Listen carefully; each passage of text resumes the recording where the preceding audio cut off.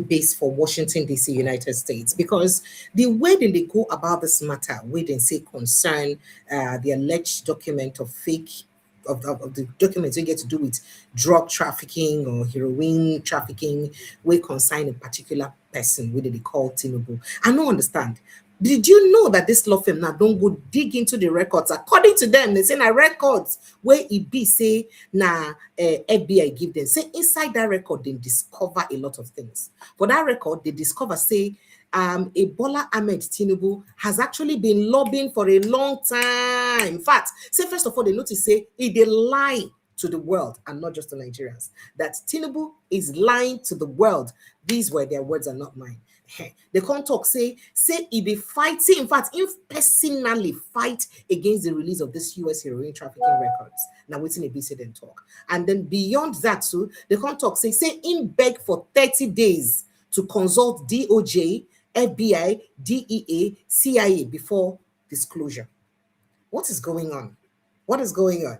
Well, that will not stop the fact that Atiku Abubakar and the presidency, they see they at loggerheads, because the presidency, they blast Atiku saying talk, say subsidy will come back. And the presidency, they blast them back, say, you don't know anything. And there's a lot of back and forth in that direction. Plus, other matter than we share level for inside the country, we will go bring Concubine. Welcome to Updates with Precious. Another beautiful day to bring on an update of all the things that they happen for inside our country. My name is Precious Amy. Today is Sunday, so we get our Friday Sunday tonic for inside the house. But before you comment inside studio, you know, as they do now, make we go take small break, come back. But as we they go break, I beg, make sure say they click on the subscription button, they click on the like and share button, so that more people go to see what TV say what they do. Or you like them, share and subscribe to this platform. Make we enter small break when they come back. Stay with us.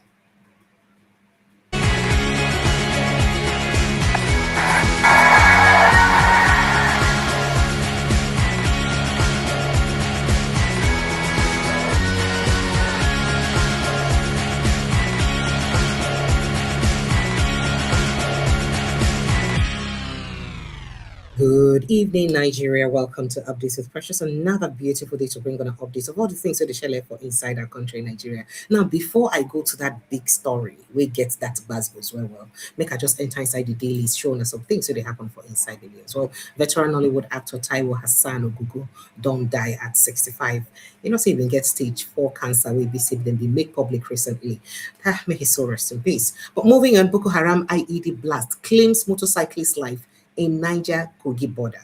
Cooking gas price updates in Nigeria as crude climbs. And then Tinubu's fuel subsidy removal is economic apartheid. Hey. Economic apartheid. That now waiting Atiku don't tackle presidency. As presidency, don't tell him say your hypocrisy insults is an insult to Nigerians. You will fail. Presidency blast Atiku back. I don't understand why they two they give each other buzzwords like that. Meanwhile, Peter, the son of Mazio Bacon talk say we can't keep counting bodies as in they tackle the government over Benue Plateau, Niger State attacks, because the attacks are just plenty too much this period. They can't say no. Say any country where BC gets sense not supposed to continue to be burying people every single day. This one don't make sense now. Meanwhile, 2027, Bindor returns to APC after resignation from ADC, and then Abia APC forgives Carlo Nkwanta for backing Uti for second term. Okay, so Abia, so they say Abia APC don't forgive Ojes Okalo, forgive Chris Nkwanta for backing Uti for second term. Well, I beg you. Moving on, 2027, name Elon Musk campaign DG will defeat you silly. NDC they tell APC. You know, say the name campaign cancel, name everybody. Now NDC don't tell them, say, come, if you not like, look at carry Elon Musk, name him as part of your campaign cancel, we will beat you silly because of it Nigerians go through. Then Omar Gege don't say he lack campaign ideas, Delta Commission and I the blaster. And meanwhile, Omar his son, 12 other APC candidates win about LG elections as of course APC sweep the local government election. Tinubu practicing Robin Hood economics. Atiku, your mouth no good do. Alaji Atiku, why you they sound like this? Say Tinubu they practice Robin Hood economics. What should be Robin Hood economics again now?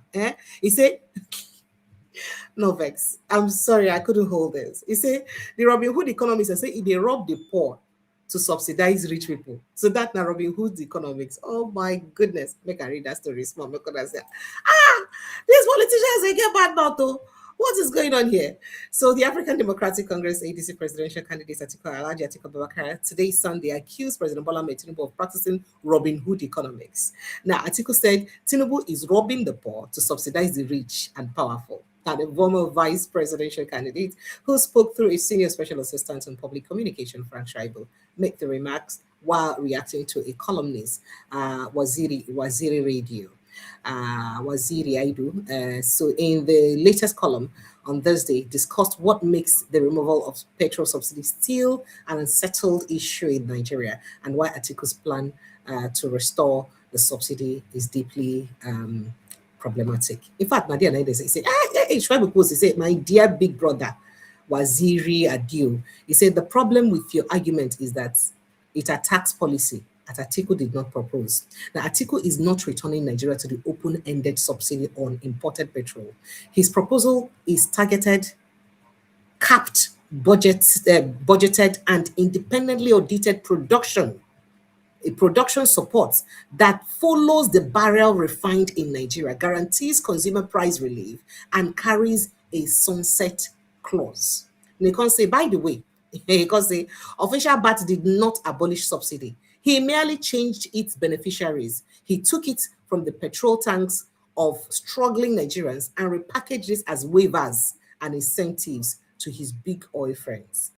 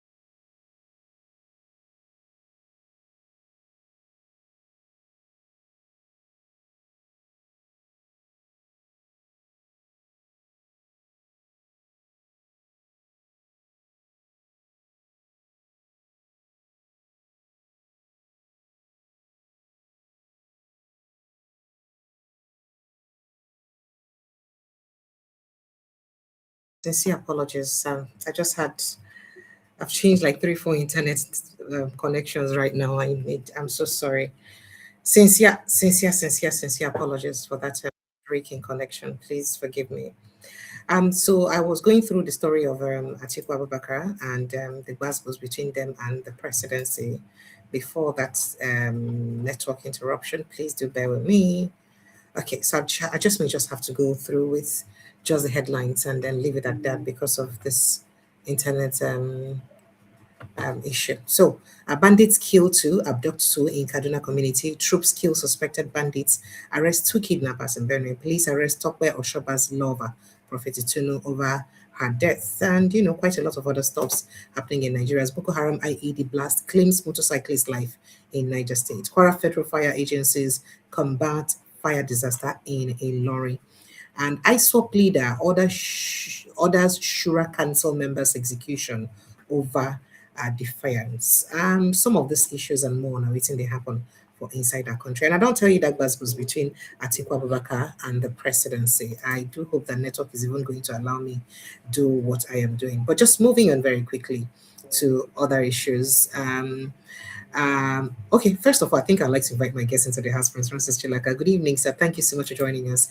And sincere apologies for this, for the glitch, rather.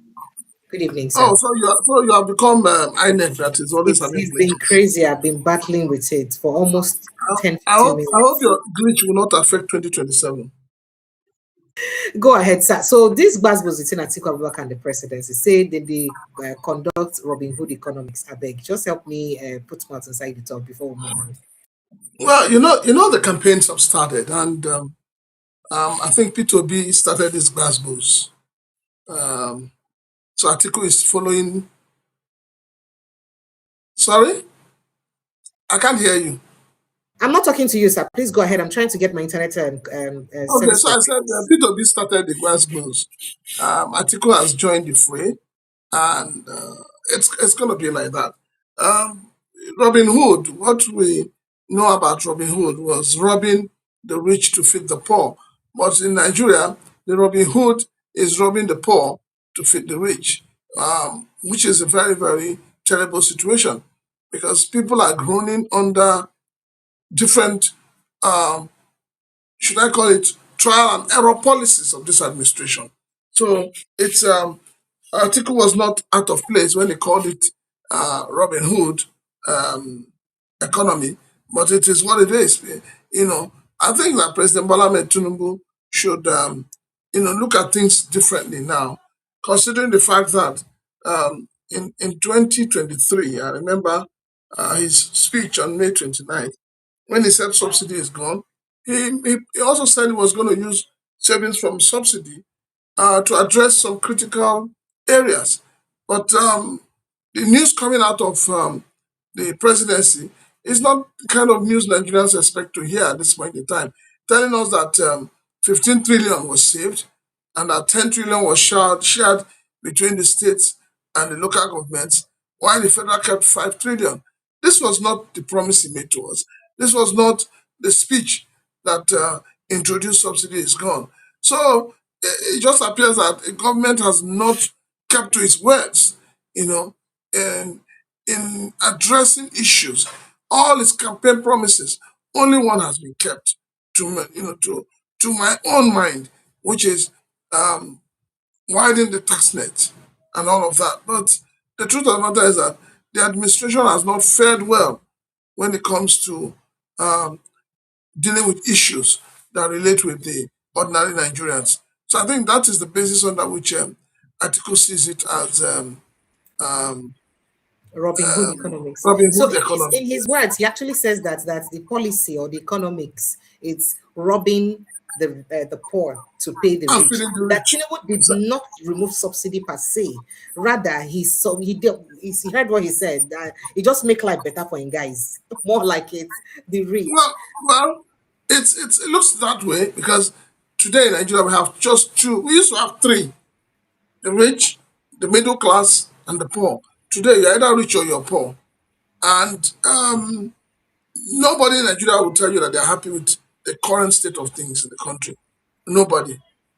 So it's It's a very serious matter. It's painful. It's pitiable that a country that produces oil, we don't have any working refinery, and where precious. It's Sir? alarming.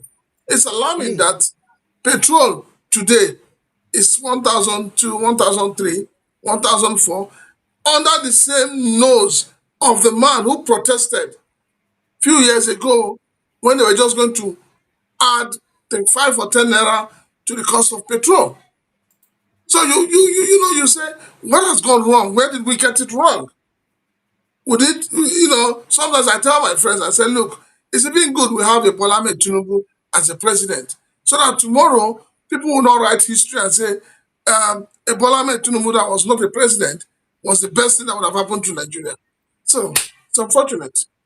All right, so let's move on to very quickly to other headlines before I get to the big story that we have today. We get a terrorist abduct monarch in and others in Kwara State.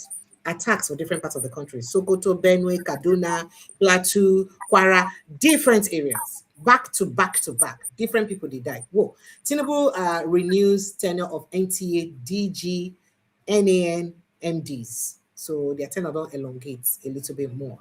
And then insecurity, Nigeria must not become a killing field. Peter Obi, 90, talk about this one. But let's just see what other papers have to say very quickly before we get to one of the big stories that we have. Now, NDLE arrests great grandmother Esther Ogunmapo in Ogun for dealing in hard drugs. And of course, the veteran actors. Now, let's get to that story according to Article Lobby Firm. And I would like read and the way they use poster. They say Tinubu is lying to the world, as then talk say that he personally, that's the same personally fight to release against the release of the US heroin trafficking records, and that he begged for days to consult the DOG, the FBI, the DEA, the CIA before disclosure. I would like post the evidence of written them put here before they go on with the conversation. Make it not be like saying my handwriting. Now I read. And make on say and saying that the people will write and handwriting. Now I read. Let's see what we have here.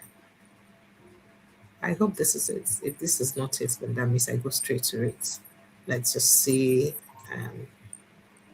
Okay, so I think this should be it. That's it. My internet may not let me load these stories, but you can visit that. I think that's it. So let's go straight to the conversation. If you see their tweet now. So US lobby firm Von Batten Montague York LC. They say today, this evening, around 2 o'clock thereabouts, 4 hours ago. Now they post them say update. Let me put you aside, sir, because of that hold back from you. So I'll bring you in once I'm done reading the story.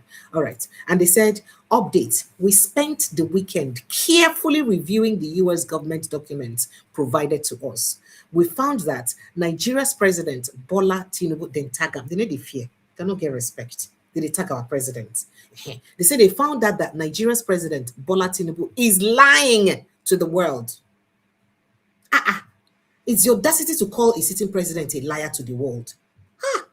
Okay, make I continue. And they see the way they use right and they say, for example, this weekend, President Tinubu and his associates claimed that the heroin trafficking records have not been released solely because the Justice Department, that is the DOG, and the FBI objects to their release to protect methods and save lives. That is, you don't understand. Did they try explain, say, what's it make they never release those records? Say that because of, say, the Justice Department too, and the FBI say they say, oh, we don't want to release them because we don't want to expose the method they use, get our information. Meanwhile, that is not exactly what the FBI said in that conversation. Remember, waiting we read the other day on Friday, sir. We talk, say the FBI talk, say, they say they no go feel release the documents and say they're not going to even feel talk why they no go feel release the documents. And say if they get to talk why they no go feel release the documents. Say in fact, if they talk why they no go feel release the documents, say if it puts the lives of a lot of people in danger, and say for them to even feel tell the court why, they get to tell the court in secret, and the court must swear an oath say they no go expose the document to any other person. More like through ex parte order in camera. Say now they go fit tell the court, say this now why we no go feel release the order. That is to say that for that to happen, there must be something dangerous, very, very dangerous about that document to make them say they no go release them. But according to the lobby firm, now the lobby firm they talk say they are the Tinubu team they talk say no, not be them say make they no release them. Say now the DOJ, the Justice Department, and the FBI they talk say no, say because then they won't protect their information. Yes, the FBI actually said that, too, but it wasn't the only reason they gave. They said, apart from that, too, they get to protect. I mean, now their responsibility to protect people where be say they give them information, and if them expose the matter anyhow, you go expose how it be say they use get their information. Well, according to this US lobby firm, now I don't hear what they talk.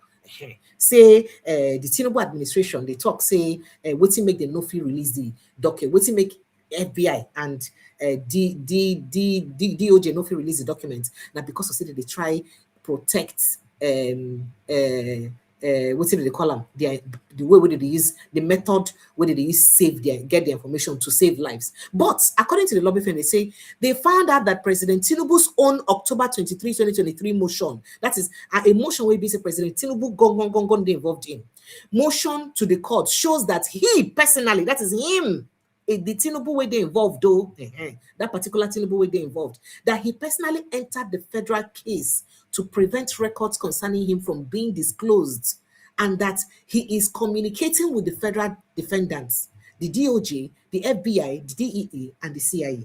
You don't understand, sir. That is, this lobby firm now they talk, say, more like they get them in good knowledge, say, that particular Tinubu way they involved in that case, they in communication with the Justice Department of America, they in contact with the FBI, they in contact with the DEA, they in contact with that this particular Tinubu, they in contact with the CIA too, all of these federal agencies of the United States. And say na him personally enter inside the plea where be say he talk for October 23, 2023, talk say I won't make on no expose this document though, I beg. Now, moving on, they said in his October 2023 motion, right, President Tinubu argued that the records contained private financial and law enforcement information and invoked FOIA and privacy protections, protections. They say it for page 3 and 4. They put up the page, I will show you because they post the page.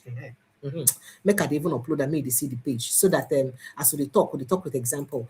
Guys, sincere apologies for that network glitch that we had. Our village people didn't want us to have this conversation, but God passed the village people. We'll make sure say we get them. So you can be seeing it in some of these documents you visit and put up. If you can just perhaps pause for the screen, make it easy. See what in the visit and put up for the screen. Now part of excerpt of that document now visit and put up. And this now the page 3. I will show you the page 4 too. So let's move on. Let's go back to what they wrote. I'm sorry if I'm sounding like a teacher or a lecturer a bit today on this conversation. So going back to that tweet we visited and talk, they said now that in that record that the records contained private financial and law enforcement information as reflected in page 3 and 4, that Tinubu went even further, arguing that the federal agencies, which is the DOJ, the FBI, the DEA, and the CIA themselves were not adequately protecting his personal privacy interests in courts. So these US federal agencies, they said they need to protect his personal interests much for courts, which is why he wanted to participate directly in the lawsuit. Say they need to protect his interests where? For the lawsuit, for the court. So now what make him can't decide to say, okay, making it directly involved in the case. See page 5. Make I show you page 5. Make it the same. You can be pausing and be looking at it one by follow. Make it the same. This is not page 5. Make it the same. So moving further to part of it, waiting ABC then talk. Page 5 and 6. 6 the other side. Look at the words. So they say, but there is they said that but there is this smoking gun, according to them. They said Tinubu specifically requested 30 days before the documents were released to consult with the federal agencies, DOJ, FBI, DEA, and CIA about what they intend to produce and release publicly. It is for page 7. Then paste the page 7. I will show you. That's to say the Tinubu I specifically ask, say, I beg go, I won't use my hand. No, I won't see this federal agency so far. Like I know which one I won't put that for there now. Say now that particular Tinubu now what do. Now they further said that the court granted Tinubu's request to intervene on November 23, 2023.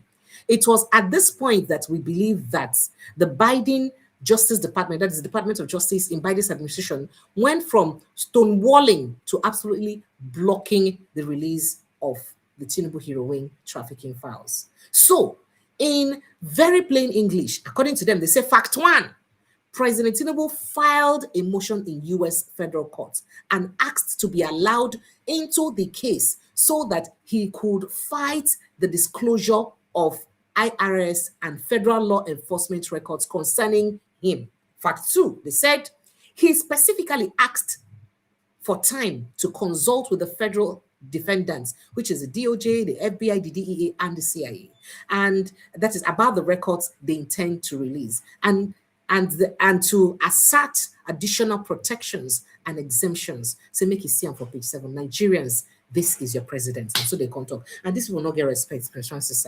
As they finish the talk, now they just tell us, say, Nigerians, this is your president. Ah, then go they tell us this kind of thing. Make I show you the page 7. The page 7 they here too. They just finish the right of finish, say, Nigerians, this is your president. Hey, oh, this way you people, oh, they need to respect hierarchy. Oh. Okay, so make I look what I go feel read some of the content of it in that page 7. Then we'll go to other pages very quickly. I hope I can see because the imprint is really very small. It's not page 6. I don't think I have the page 7. But let's read page 7, page 6. Yeah, it says, moreover, the defendants may disclose IRS and federal law enforcement records that could be prohibited from disclosure or are example from disclosure. The indications that such records may be provided demonstrates that the current parties do not absolutely represent intervenors' interest. That is, they don't represent the interest of the Tinubu involved. Intervention is therefore appropriate to protect his interests. Now, waiting a lawyer has the right. Now, because intervenor has demonstrated that all 4 requirements for intervention as of rights are met here, intervention should be allowed. Then now say the intervention, Rule 24B, subsection 1 and B. It said provides for permissive intervention to anyone who is giving a conditional rights to intervene by federal status or has a claim or defense that shares with the main action. So bottom line, saying get the right to intervene inside your own matter. I would say maybe say they try talk. So you can also see I think this is page 5, where he said intervenors' privacy or privacy rights will be impaired absent intervention. So they said, third, the production of intervenors' records would negate, it will go against protections afforded by law and impairs intervenors' privacy interest. That is, if they release a document, it will go against protection where it be say that now this is supposed to be the response where it be say the supposed Tinubu's lawyers now they give the court. There, now they ask they join and personally put inside the case. So they act for evidence. They said the status include the Internal Revenue Act, the Privacy Act, and exemption 7 subsection C afford intervenor privacy interests. The rights contained in those statutes will be impaired rather if intervention is not allowed. The intended release of records appears to be in derogation of the status or the statutes and demonstrates the intervenor as an interest that will be impaired absent intervention. They talk plenty things. Prince Francis Chilaka, this matter don't they go back and forth, back and forth, back and forth, back and forth. You know, what to make them raise this matter? According to them, they don't talk, say, say the particular Bola Tinubu be don't talk, say, no, this thing not be criminal defamation, no, say, not be criminal for feature. So after all, the money way for fit, no get anything to do with criminal crime. Say, na civil for feature. So now where don't they, where FBI don't they talk, say, no, this matter, heavy format. If we talk for public, people feel die, yo. So court, I beg, not let us talk for public, oh, because certain day inside, the too big, oh. If we talk people go die, yo. And then court can say, why you no go fit talk for public? Because if we even tell you the reason why we could not go fit talk for public, people go die. It go cause harm to a lot of people. Let me could no one tell you the reason. So let people come and talk, say, if actually it is a civil forfeiture no fit cause the death of people. That means it's something that involves crime. Now, what's make it lead to the death of people? And now they come, they talk, say, oh, that the Tinubu's team is deflecting by trying to make it look like, oh, not be our fault, say we no one made them release the document, so that the Department of Justice and the FBI, and I didn't talk, say they no one exposed the way they get the information. Now that particular thing, and this article lobby firm, they say, na lie. You've been join hand gongo personally to the matter. Say, excuse me, court, don't release them more. Say why no go release them. Prince Francis Chilaka, let me let you come back into this conversation. So waiting this lobby firm mean when they finish all this write-up, finish, can say, Nigerians, this is your president. Why they go insult? Why they go talk that kind of thing? You know, this whole thing started like a joke.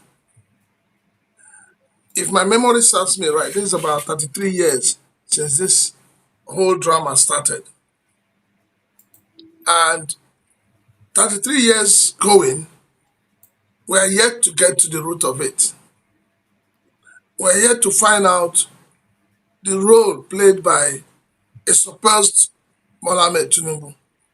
We are yet to find out whether it is the same Bola Tinubu that is our president or there's another person bearing that same name. As it stands, a lot of people would say, I was reading an article today where somebody said that he never knew Bola Tinubu as Ashwaju. Hey, eh. Yes, yes. I think So why should not be that's title? well, I'm just telling you, nobody he said he never knew him as Ashwaju, they only knew him as Bola. Okay. Now, the thing begging for an answer is if, in quotes, as the government has claimed, as they want us to believe that the FBI and the judiciary, the defense has claimed that if the information is released, it will lead to death or it will cause serious problem. What it simply means is that maybe along the line of gathering their information, maybe somebody, you know, ratted out some other people. Drug is a cartel. Hmm. So maybe the person who claims to be the accountant obviously has the names and details of everybody. Because when it comes to drug issue, the accountant is a powerful man. He keeps all the records. He knows everybody by name. He knows where they live. He knows their aliases. He knows everything about them. So maybe the fear is that some person who was involved gave out information about others in order to gain his own freedom. For me, I think that is the logical thing that could be involved. And it could also be that, the family members of those who were sold out would want to take revenge. And it may not just be in Nigeria. It may be there are other, because a cartel is not just about one person. It may be that there are other international persons involved. And it may be that those people involved have been wondering how their cartel or their syndicate was busted. And then, you now reading the information saying that during this period, this is the man responsible for it. So I think, those are the theories that we're working on, because we don't even have all the details. We don't know what transpired. But the thing is that I believe that somebody must have given up some persons to secure their own freedom. So, and if you do that, they call it, there's a name they call it. They call it, Not be plea uh, bargain. no. Protection. They give you protection. They call it, Okay, yes, yes. yes, there's a name they call it. So maybe that is what has happened. And when they give you such protection, they change your name, they try to change your looks, they change your identity. But those who were involved from the beginning, they know you. So maybe the thing everybody is trying to stop this document from coming out is to say, if you release this, the families, it's like we keep talking about repentant terrorists, repentant Boko Haram. When you tag them as repentant and you put them back into the society, those that they have helped in killing their family members, kidnapping their family members, chasing away from their ancestral homes, they will see them. So what do you think they will do? They will come after them. Even when they don't have the word without to do it, they will find a way to come after them. So I think there is more to this whole thing. And it is time that, first of all, the American CIA needs to tell Nigerians what they mean by, somebody being, what do they call him, active, um,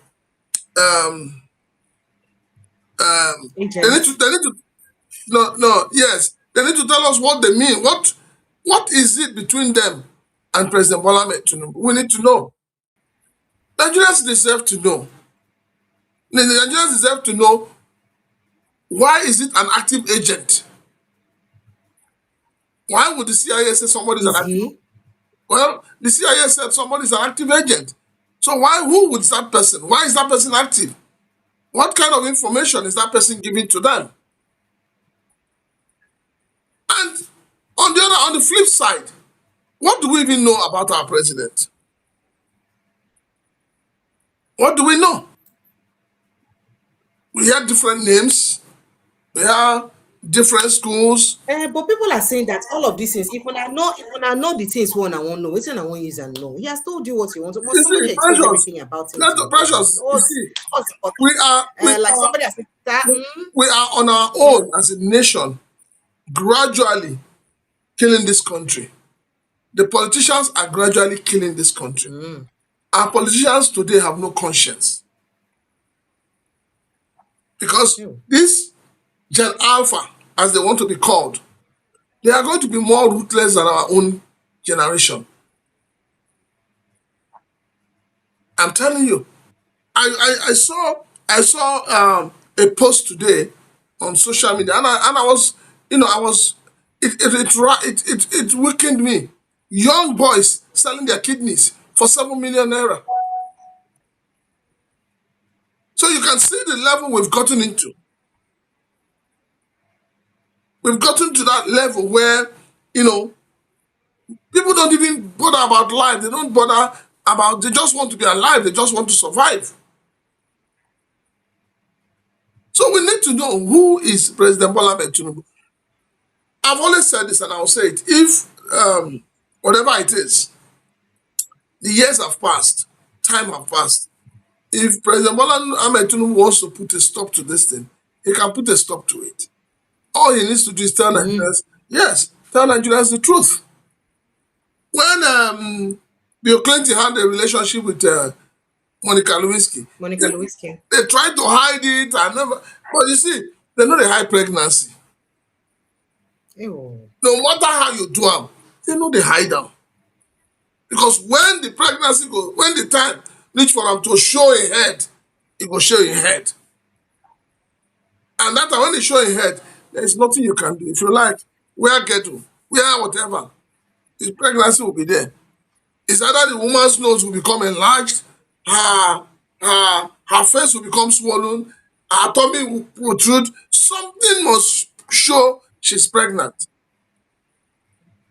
So if President Bola Tinubu has said is the real person that is involved in all of this, all he needs to do is come clean and tell Nigerians the truth. I trust Nigerians now. Now that time you go see the litany of people where they talk about forgiveness. Let it go. It's in the past. But you see, this thing can never die off. It can never die a natural death. It will always come You up. mean that as long as long as it remains a mystery, people will keep talking about it. Yes. People will talk about it. But it hasn't stopped him from achieving his long life ambition, which is becoming president, and he would become a second term Well, president well, possibly you know, soon. So, like so when people they Like talk people about him, this, what they don't gain if after all the talk they've not been able to stop him from becoming what he wants to become? Does it make sense? At this point, is it not shame are on the you people trying to keep him? are we not saying that the end justifies the means? Well, that's the way people will look at it. Because technically Is that's that what we should, as a nation no. of, now precious, hold on, as a nation of brilliant men and women, Is this what we should be saying? I We should think be it, able to hold our heads high in public and beat our chests and say, we are proud to be Nigerians. Whether you like it or not, whether people in diaspora will agree with me or not, everything playing out right now is going to affect their reputation.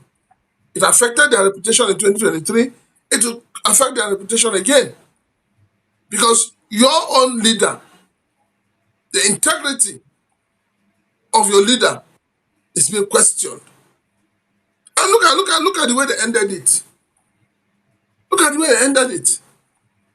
If now Nigerians, local parents will say, this is your presidents. see who now they follow. Hell, In the local no, palace, no, they go say, didn't say no. It, see who you they it follow. couldn't be.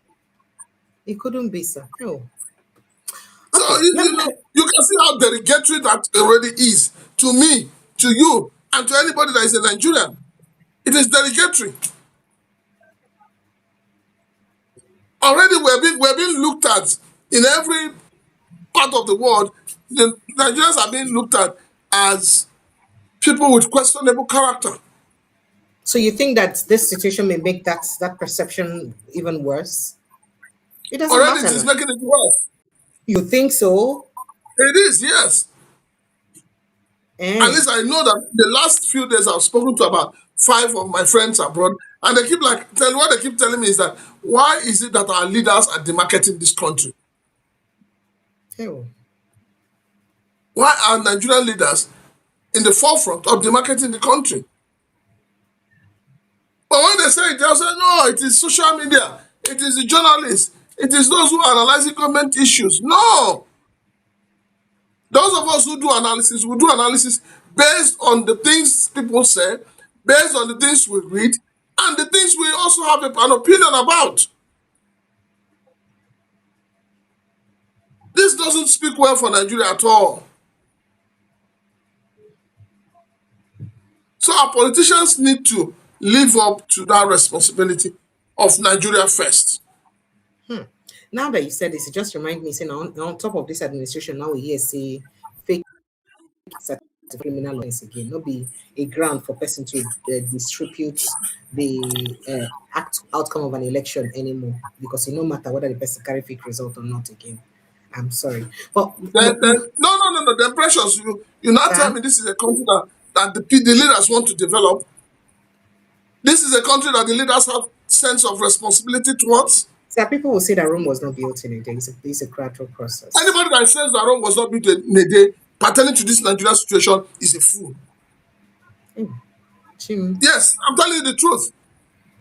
If they don't feel it, if they don't feel the insult such legislations they bring to the Nigerian people, then they're all they're all useless. And that is why somebody, the other day, Peter, says Peter, what do they call him? The crusader, the democracy, voters card and everything crusader. He said something. He says that the National Assembly are President Bola Tinubu's babies. And babies, what do they feed on? Feeding bottle. So it shows you where we are with our leadership. And then tomorrow, these same leaders will say, oh, we want Nigerians to, brilliant Nigerians, to go to school, to conquer the world. How do they conquer the world? When you yourself, that is supposed to create a pathway for them to conquer the world, is failing in your duties. All right, sir. So let's quickly move on to other issues. Still in the news, we hear say, I don't know what I don't see the APC presidential campaign council. Now, people don't vex, the lament based on the people that were inside that campaign council. As some of the names you will see, ex-governors Yame and Dari, we be said in be even jail for looting multi-billion naira of the state funds. Now, people they complain, say, see, people, former looters, we Buhari grant state pardon. Now, them now, follow for campaign council. That means now looting continue. Maybe so won't get. for inside Nigeria. But people are saying that their sins have been washed away. Why are Nigerians remembering the past now? All things are passed away. Old things don't go. Everything don't become new. Does it really matter? So, what's your reaction to the lists? That's APC Presidential Campaign Council list based on the Well, fact that I think there's something with this government um, in creating a canopy for those who the people perceive, or those who over time have come to public knowledge as fraudsters, as corrupt officials, as enablers of corruption, and as those who have stolen from this country. So rather than sweep them away into the dustbin, the APC uses her broom to sweep them closer to herself. So you and I, it was here we were talking about somebody like Betta Edu that was suspended. And I remember I said that we will not see that suspension or that accusation, we will not see the light of day. So we are back to it. So the politicians in this country have mastered a way of stealing with impunity because they know there's nothing that anybody can do about it. Nothing, absolutely nothing. And that is the most shameful and painful part of it. So people just steal money. Now, Nigerians these days, government officials don't even spend stealing millions anymore. They're stealing in billions. And some are already hitting the trillion market. But who will hold them accountable? Nobody. So it's now dog chop dog. Survival of the fittest. Steal as much as you can steal and keep some for case. So when the government begins to chase you, you give them small and they close their mouth. If we gather all the people that have stolen from this country, precious, gather all sir, of them, collect all the money from them, Nigeria will have no need to borrow money from anybody. oh, then why are we not doing that? The government does not have the political will to do that. Okay, so talking about gathering people who's stealing our money, who have stolen our money, what is going on with Nigeria and drug issues these days? So there is this story about a 101-year-old great grandmother that has been caught by NDLEA for drug peddling. Prince Francis Chilaka, no be one, no be two, no be three. We still dey talk about KC Luxury own Kazim, na be name abi the Kazim guy, KC Luxury. We never talk that one. This time around, na grandma. In fact, great grandma, 101 years old. And a lot of people said she may have done this unintentionally because people don't give them package. They bring this thing as they come and dollar. But what is going on? Why this whole drug issue can be like say don't on the rise? And especially if you look at how this thing they use penetrate into our society, especially our secondary and primary schools.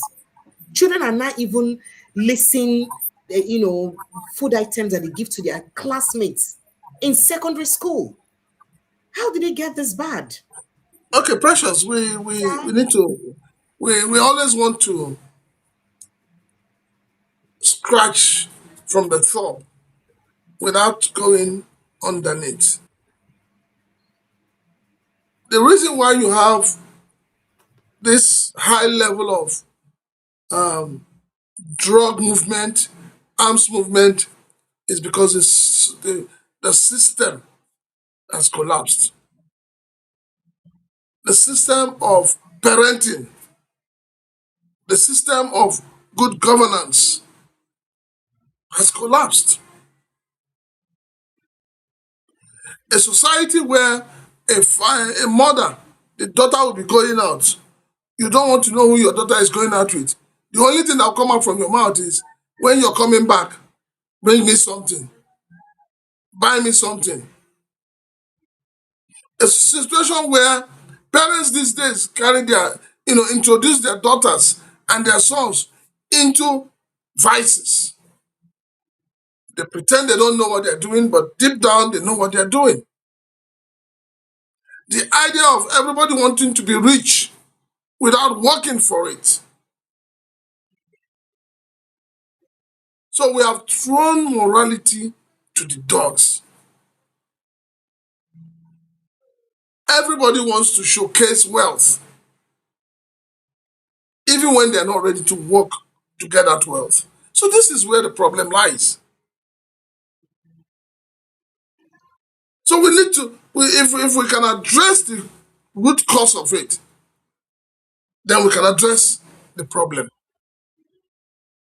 Parents need to wake up to their responsibility of training their children well. Hmm. Parents need to wake up.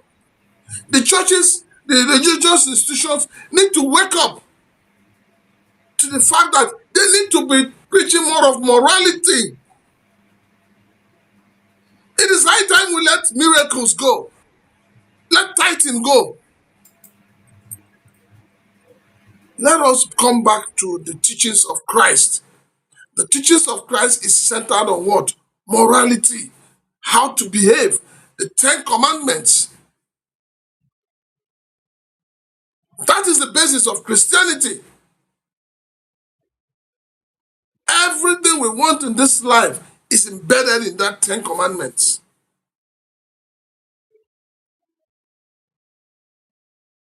So, until we are able to do this, then we will now begin to say, okay, we're taking back our country. We're taking back the life of our children.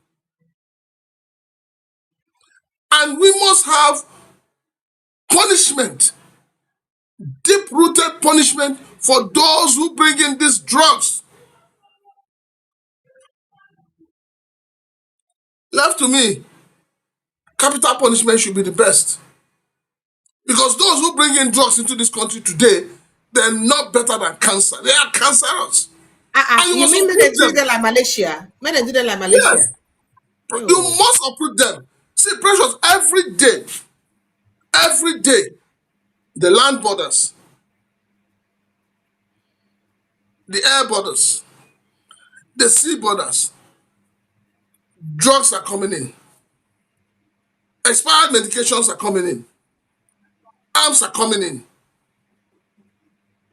So it is the only ones they arrest, the ones they see that they can arrest. How about the ones that they don't see? A few weeks ago, I think it was about 2 containers or 3 containers of drugs that came in the form of sweet were seized. It is no longer a joke. It appears that, first of all, don't forget that we have been able to locate, I think, 2 or 3 meat factories in Nigeria. So it appears as if Nigeria has become a transit camp for drugs, for hard drugs. The Canadian loud we talk about is the marijuana we have here. When they ship it abroad, they turn it to Ghana or Canadian loud and they bring it back. What is the Because difference then it becomes what is more potent. what so they mix something with it and bring it back I don't here? know how they do it, but I know that it becomes more potent. Wow. So we must have we have laws, but the laws we have, who is implementing them?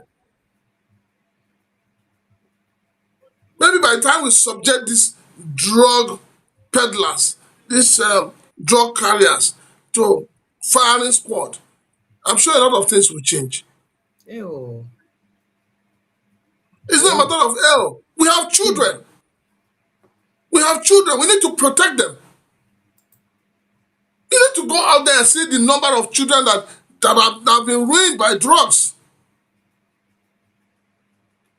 So you are bringing in drugs into the country. Your children, your family, they are abroad. So Nigeria, the children of the ordinary Nigerians are the ones that should get destroyed because they are not of no value to the nation. So All for right. me, it's a matter of you catch them, you buy them, So that unalive them. it will serve as deterrent to others. All right. So Exactly. Moving on very quickly, sir, for Osun State, if you like say the crisis never stop as the state government don't raise alarm over, they say, plans by political thugs to attack local government councils and motor parks. So it be like say Wahala never still end for inside Osun States like this after the win, and that is still, there's still a lot of trouble. Okay, moving on. Nigeria must not become a killing field. Peter Binani talked this one over the series of killings so it don't happen. Politicians move with thugs during elections, but bring their families to inauguration. Nigerian elder warns youths against being used as tools of political violence. This was a very deep conversation. Precious. I think It we is can. not today. It is not today we have been saying it. And I'll tell you, I've written more than 5 articles on this. And I've said to those who make themselves available as thugs, how many of them can marry the children of these politicians? How many of them will give out their daughter in marriage to a thug? They won't. How many of them, when they're having a sensitive party, will invite you? Even not a birthday party. How many of them will invite these thugs? Even when they invite them, they push them, they make sure they start at the gate to provide security. How many of them will invite these thugs into their sitting room? How many of them will ask these thugs to come for morning breakfast? So it is not today we've been talking about it. We've been telling Nigerian youths, we've been telling those who have ears to hear that, see, you are just an instrument in the hands of politicians. They use you for collateral damage, and that is it. Have you not noticed that once after the election and they win the election, they change their phone numbers? They add more security personnel to themselves. They become unreachable. And you will continue to leak their, let me not use bad word on air, but you will continue. In another cycle of election, they now remember you. That is when they remember you. So Nigerian youths should learn. They should be able to put on their thinking cap. They should be able to ask themselves, am I going to remain a pauper for the rest of my life?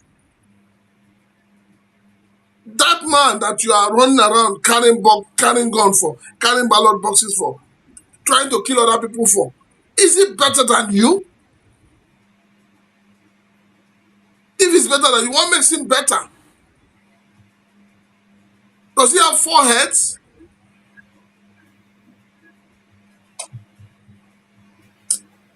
See, Precious, these things, we just talk about it and talk about it. The youths we have today, they are not serious. They're not ready.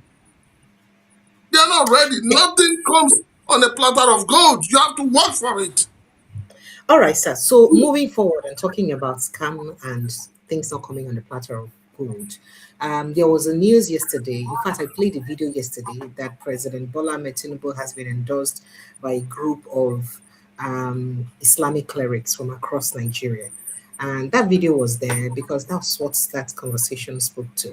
But right now, they call it talk, say no be so, because another group can raise alarm over the alleged move by Bola Tinubu to gather and use fake Islamic clerics to make religious endorsement ahead of the 2027 general elections, warning Nigerians against allowing politicians to exploit religion to influence their voting choices.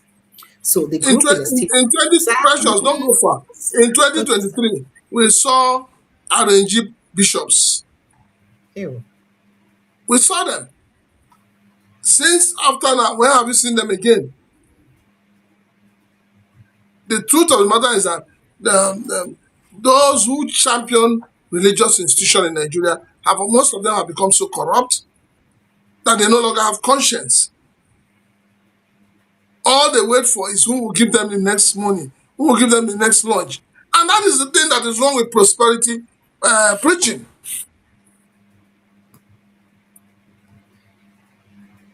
When you do not know how a man makes money, and you call yourself a man of God, and it comes to give you a car or a house and you collect it, are you not aiding and abetting the evil the man is living in? And it is when they collect this kind of gifts from politicians that they lose their voice. At that point in time, they can no longer speak truth to power because they have become compromised. Okay, sir. So Until the let's day we move. are ready to remove religion and ethnicity from our lives, from our heads as Nigerians, we're not. This country can move forward. All right. So, speaking about moving forward, Pat Otomi has called for Tinubu's resignation. In fact, he said immediate resignation over extreme wrongdoing under his watch after ICPC uncovers new fake federal agencies. He described his government as a criminal enterprise. I don't know whether yesterday talks a new more fake federal agencies. Day. Pat Otomi said this one na criminal enterprise. Say I beg if Tinubu gets any this thing, make it just a resign. But people are saying that is it not the same agency under his watch that is exposing it? Meaning that he's willing to see to that the right thing is done. So why are people why are people speaking that way? Meanwhile, Nigerians don't they complain about the number of buses, renewed hope buses where they see for the streets. In fact, people talk say in fact they dare each other say Nigeria get more renewed hope buses than ambulances for Nigeria. Do you think that's correct, sir? We have more campaign buses than the buses that will convey the ordinary Nigerians to their destinations. Wow. We have more. You have the City Boys buses. You have the Renewed Hope buses. You have the Governors Forum buses. They have too many buses, and more buses are coming out for campaigns. Yet, the ordinary Nigerians do not have the bus to take them to work. And where the buses are available, the prices have skyrocketed. When we say that these politicians, this breed, this crop of politicians we have today are not Nigerians, people argue with us. They look like people who came from the moon. They are behaving like aliens in their own fatherland. They don't care about the people. They are not interested about the people. And the people have become so gullible that they're not seeing through all this. Because tomorrow, these same gullible people are the ones who will come out to defend them. Nigeria is in a sorry state where it's so annoying that the poor Nigerians, the hungry Nigerians, the unemployed Nigerians are the same ones defending the politicians that are putting their news on their neck. Hmm. And sometimes when you wonder how a lot of people reason, people you see as elite, people you see as educated, when they talk sometimes you get ashamed. Because the way they talk as if they don't understand what is happening in the country. They talk as if, oh, everything is good, everything is moving well. It is you that is talking that is suffering. But these same people who support this government, they are all over people's WhatsApp DM complaining about hunger, asking for money for bread, asking for money to go to the hospital. And you cannot hold your leaders accountable. And that is why I fault the federal government's position on the so-called savings from subsidies gone. The presidency and the president have lied to Nigerians over subsidies gone. Because when the president made that pronouncement, he said the savings was going to be used to look into key infrastructural areas. But what have we? Now you're coming to tell Nigerians that you have saved 15 trillion and you have taken 5 trillion and shared 10 trillion between the state and the local government. Was that the agreement? Was that what you told Nigerians on the 29th of May 2023? So as it stands, Nigerians are not, we say, oh, subsidy is a scam. Subsidy, only some few people are benefiting from subsidy. But today, who is really benefiting from subsidy? The ordinary Nigerians you had in mind when you say subsidy is gone, they are still suffering it.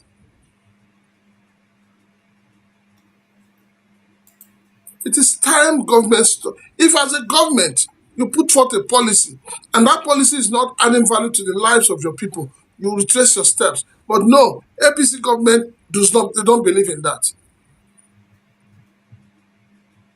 That is why Daniel Bola will swallow all the things he said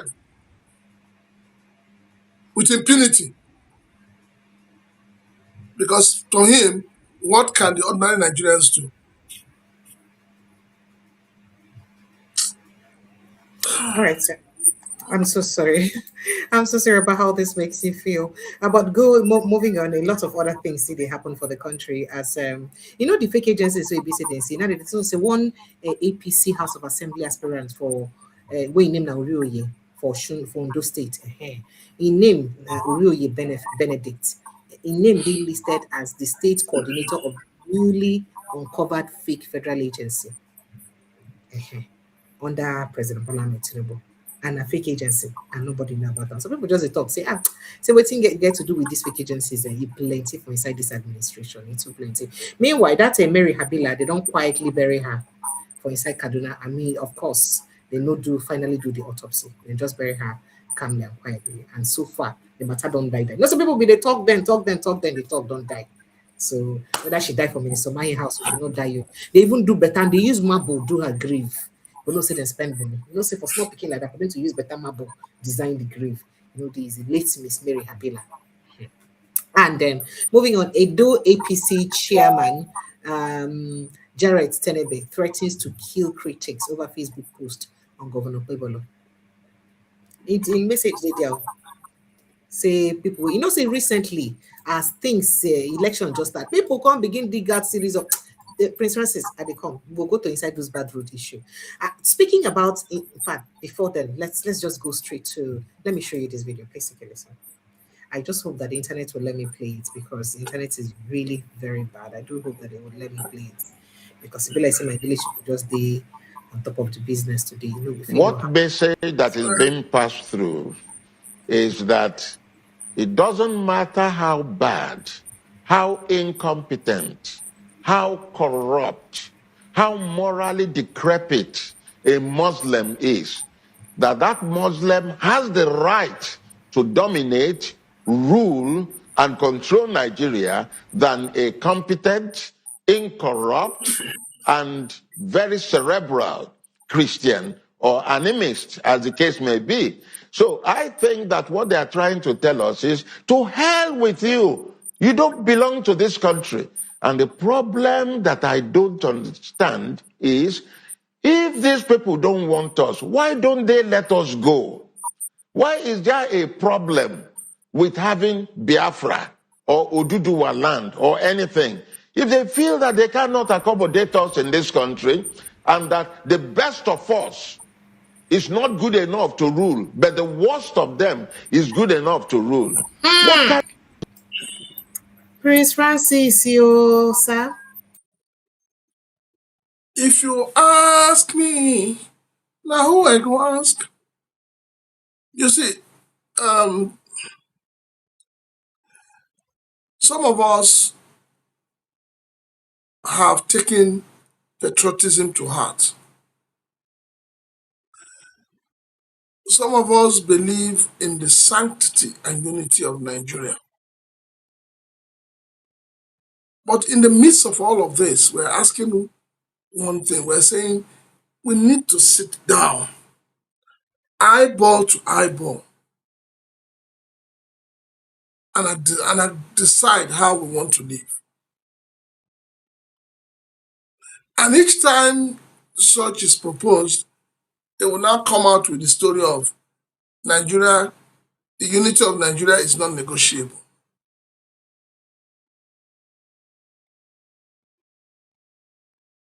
You saw the is this Sheikh Jingiri that came out and told you in no mincing words.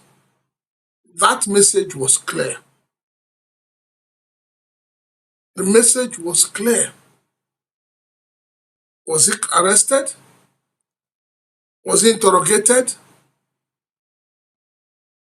A country where a man who claims to be a cleric opens his filthy mouth and call other people infidels. And did not, up to today, I've not seen the federal government respond to him. I've not seen the likes of Bola, the likes of Bayananuga respond to it.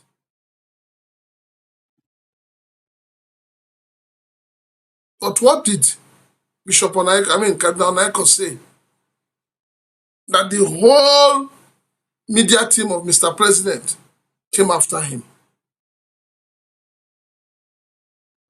After him, Gumi came out and said he was supporting the man's position. After him, another person has said something else. He says it is better for him to eat grass or whatever than to eat chicken with a Christian. And everybody keeps quiet. And then I ask myself, why is it that Christianity in Nigeria has a different definition? Why is it that Christians in Nigeria are so docile?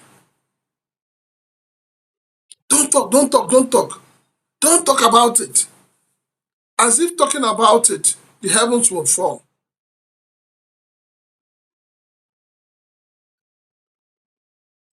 So it's really, really unfortunate where we are. Where we are. Nigeria is where it is today, where the worst of us are ruling the best of us. And we're all happy. We're all clapping our hands. We're not feeling any guilt. We're not feeling any form of pains inside of us. And when you want to talk, you are asked to keep quiet because you're a Christian. Prince Francis Chilakai, there's a video that is, in fact, first of all, Benue State buried some of the people we say died today amid tears, sorrow, wailing, crying, and this Conde, like, according to them, they say not even secure. I wish I can play it. I'm trying to load the video, but say the network don't come to behave like my village people, so they say no green load. But let me see if I can play it from the phone, so you just hear the voice and not the video. I would have loved you to really see the video of the Benue citizens complaining, so that you see that it is actually from them. So that Nigerians will say, man, not be me talk am. Now people where they go through the situation, I talk am. But if I cannot, I'll just now here's what they have to say. Encounter issues that are quite unfortunate. Not that our people brought this upon themselves, but these are carelessness from the security agencies. And we must say this so that the whole world will know. Because if you refuse to say the truth, you die. If you say the truth, you also die. And I'm ever ready to tell the whole world the actual truth.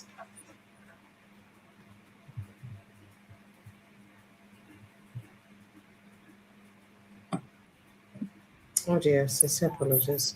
Please, my phone lines are not open for calls yet. Please, I don't think I should be getting calls now. Once I open the phone lines for calls, I'll let you know. I was trying to get to the root of that conversation before I got interrupted by a call. So let me quickly go back to it. There you go. We continue to encourage the whole world will know. Because if you refuse to say the truth, you die. If you say the truth, you also die. And I'm ever ready to tell the whole world the actual truth. The last time we met in Jakarta, we buried our brother who was shot by the security agencies. As if that is not even enough. Today we are here to bury two brothers as well that were shot in their homes by the illegal act of the security agencies, most especially the soldiers. Yeah. They came and killed them in their own homes. Soldiers kill these people in their homes. The soldiers destroy their buildings.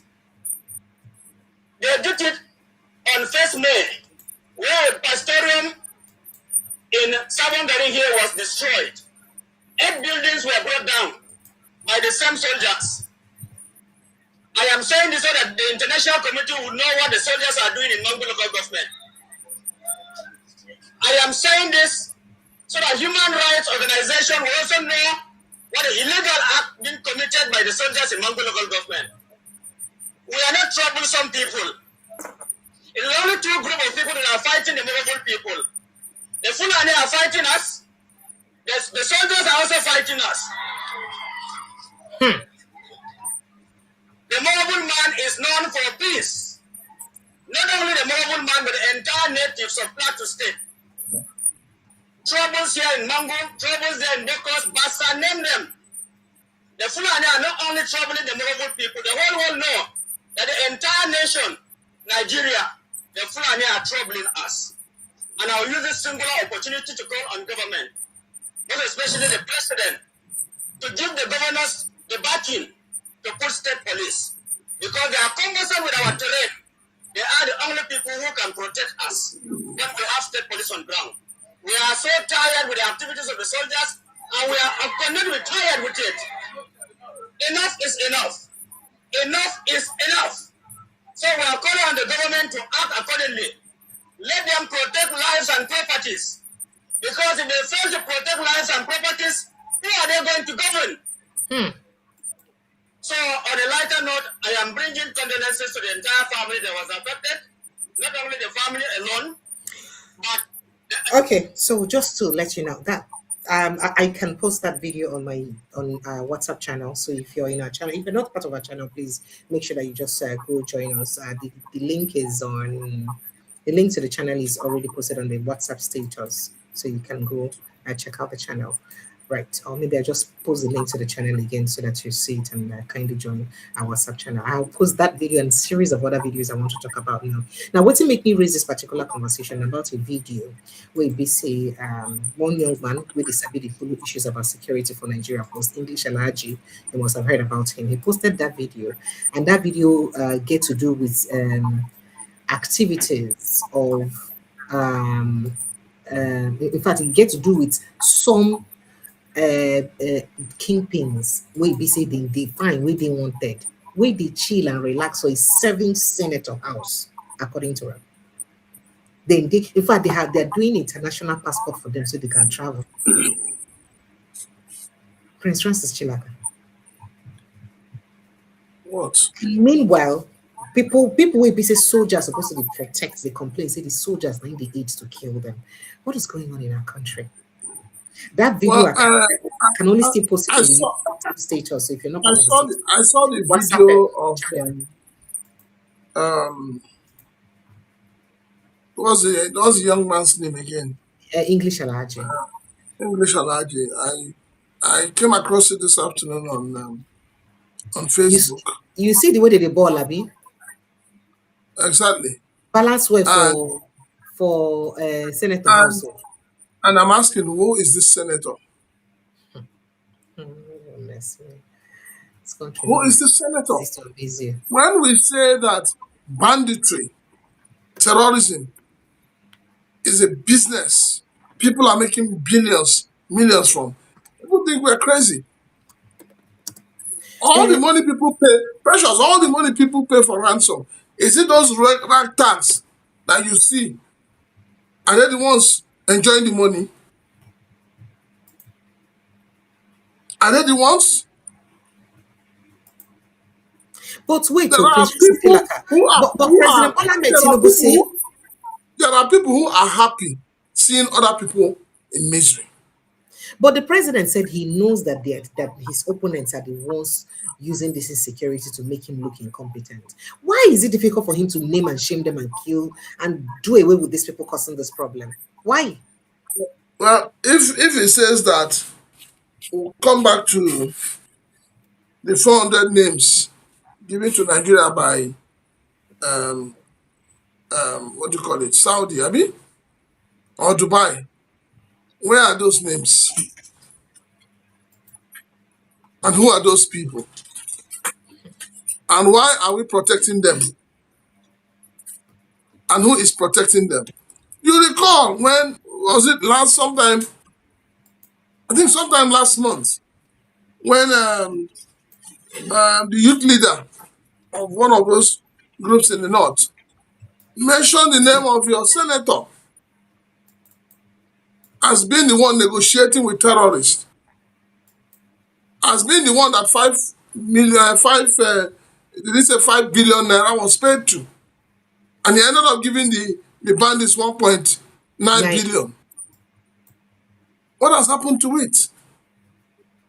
It has died a natural death. Like, this is a country where somebody dies in the house of a serving minister. The minister She's been was not buried. arrested.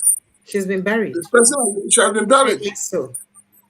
If it is an ordinary Nigerian, the police would have just beaten you blue black first.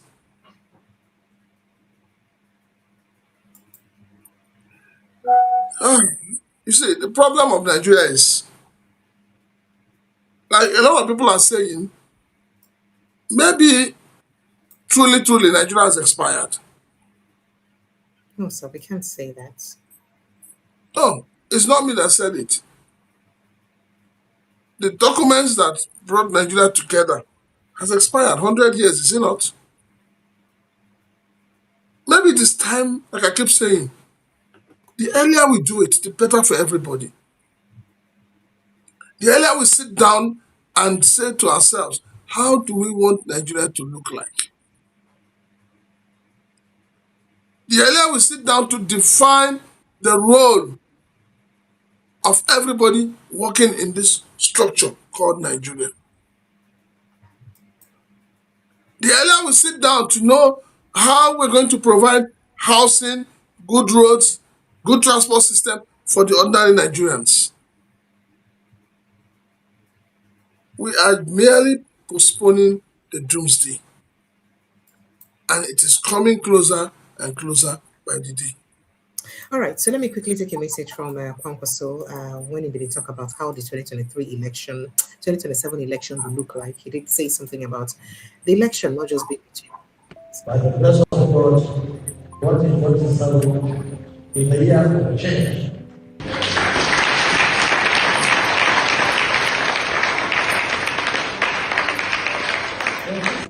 Okay. The next election, the 2027 election, is not between LDC and the NDC or the NDC or others. Okay. We believe that the election will be between the oppressors and the oppressed. Okay, so here what's in talk. Say the election will be between the oppressors and the oppressed. All right.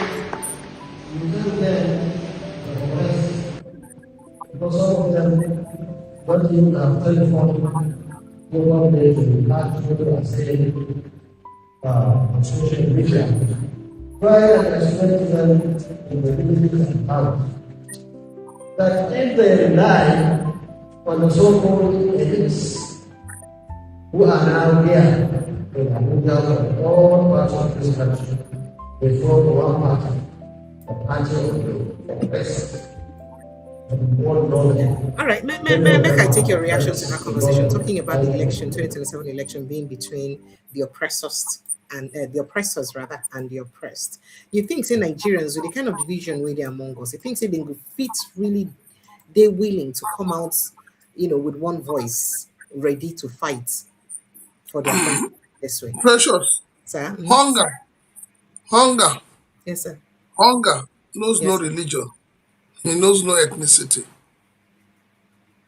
Poverty does not care what state you come from, does not care what language you speak. It does not care what religion you belong to. Unemployment, the same. So those who are not thinking straight, let them continue not to think straight. The hunger in the land today, I've been asking before now, I said, is there any filling station that is dedicated for APC members to buy petrol from at 99 naira or 95 naira per litre? If there is, I would like to join. Honestly, I go don't join them. I go even do free campaign. Then when you bring it to the issue of food, you ask yourself, is there any particular supermarket where a bag of rice is being sold for 8,000 naira? If there is, I go join the party wey get that supermarket. You come to healthcare. Is there any hospital that is specially designed for APC members where they just walk in, they get treated, the drugs are given to them, and they go back home? I, Prince Chilaka, I won't join that kind of party. I will even campaign and bring members free. So yes, the truth of the matter is that 2027 election is going to be the have not against the have. I'm telling you. Because people are not smiling. Nigerians are not smiling. Today alone, I've gotten close to 10 messages from different people seeking for help from the foundation I'm related to. It's either they are talking about medical bill, they're talking about rent, they're talking about not being able to eat, they're talking about not being able to feed their family. And then the same people tomorrow will go and vote rubbish and come back and tell you they have voted. Let them continue. All right, sir. Thank you. Thank you so much, sir. Okay, so let's go straight to some other things. As campaign won't start like this, if you see what Nigerians they do, make I show you the series of videos that they just post recently. You say you get enough, but make I still show you the ones who I get. Make it see what they post. And meanwhile, water won't submerge some areas of, in fact, not one submerge This is some BP areas of the coast. Expressway. As at today, 23 of August, being Sunday. See the traffic, it's not moving at all. Even the road is flooded already. The road is flooded. Oh boy, see Nigerian Expressway. This is East-West This Road. in Bini, Which road be this? bypass at East-West Road. today. Which governor dey there? 23 of August. This one at the Benin access. On a federal This road road now. dey flooded. Which governor dey there? No, na federal road, sir. We no go blame governor. Which governor dey there? Na Edo Serious State. traffic. Like, Oh, my friend Monday Okobolo, who abandoned the state. Look at the state, the southern state of Edo State. He abandoned the Edo State and he went on a journey to that This country traffic of has state. been like this since 1 they say that since See, 1 a.m. the traffic don't be like that. 1 a.m. They This has don't been show am the- say Osun no be Edo. This has been how Bini or bypass has been since Wednesday. This is where the governor should be. This is where Monday Okobolo. They should tell him this is where he should be to find a solution to what is happening in his state and not truncating all over the place, trying to call in favor from Mr. President. Is this how he wants to give the president 2.5 million votes? Na 2.89. Be like say we don't increase them, sir. 2.8. Is this how he wants to? And I'm surprised he was able to call the 2.8 freely. Everybody say Amba. Is this how he's going to give the president 2.8 million votes? Misplaced priority. That is what it is. All the governors that went to Osun State, shame on you people. Every one of you.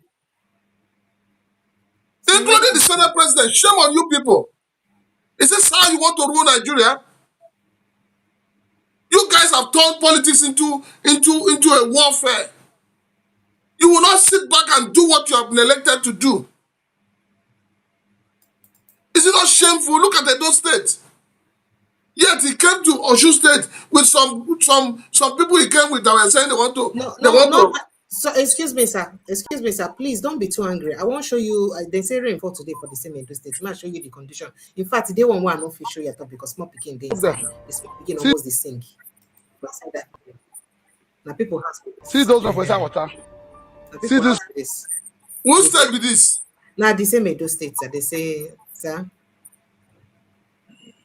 they see, it didn't one way be say water that in fact they say people almost they trapped, so they get to find way to they evacuate people. The water was just so much.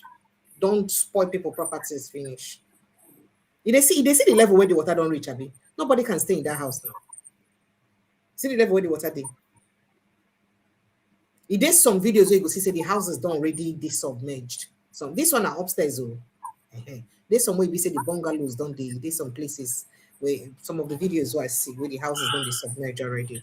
And but one of the things, and now I see they see where the water they reach the women them. See where the water they reach them.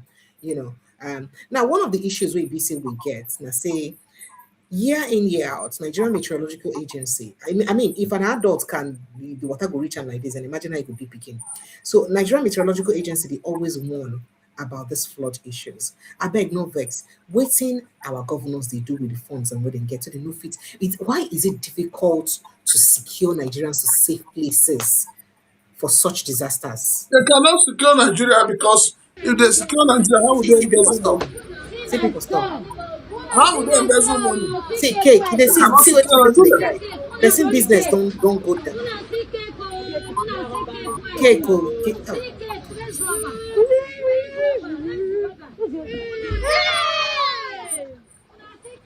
And then this is it. 2.8 million votes. These are the people that give the vote at the end of the day.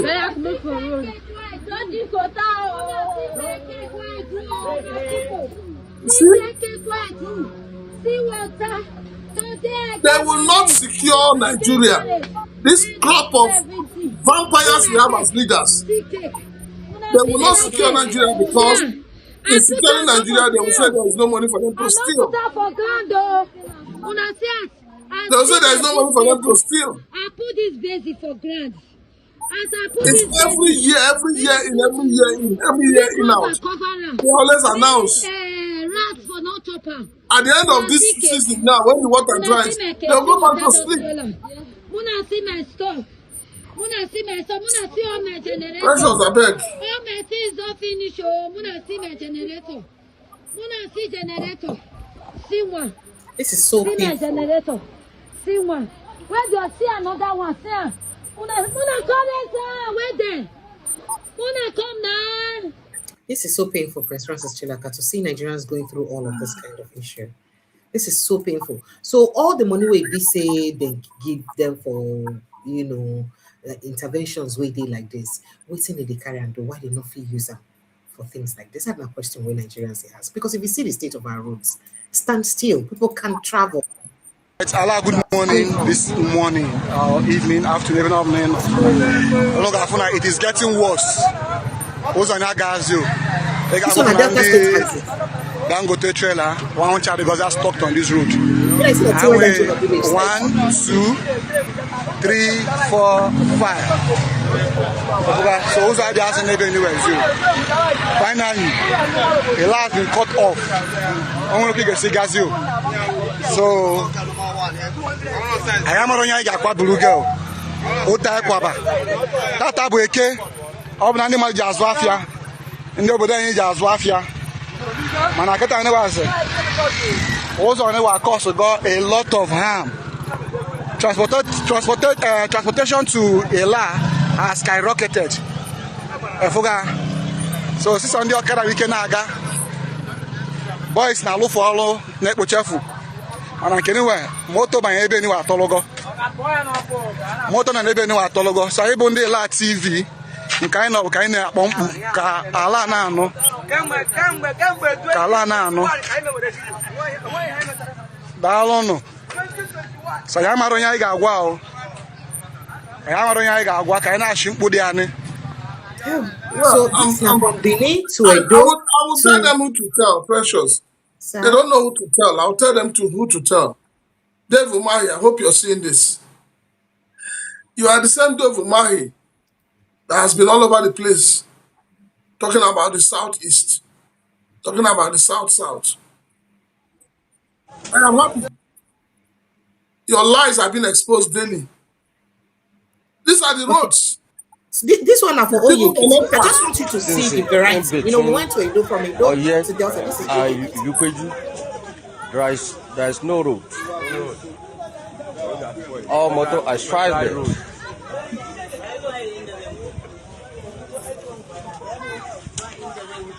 As you can see, no road.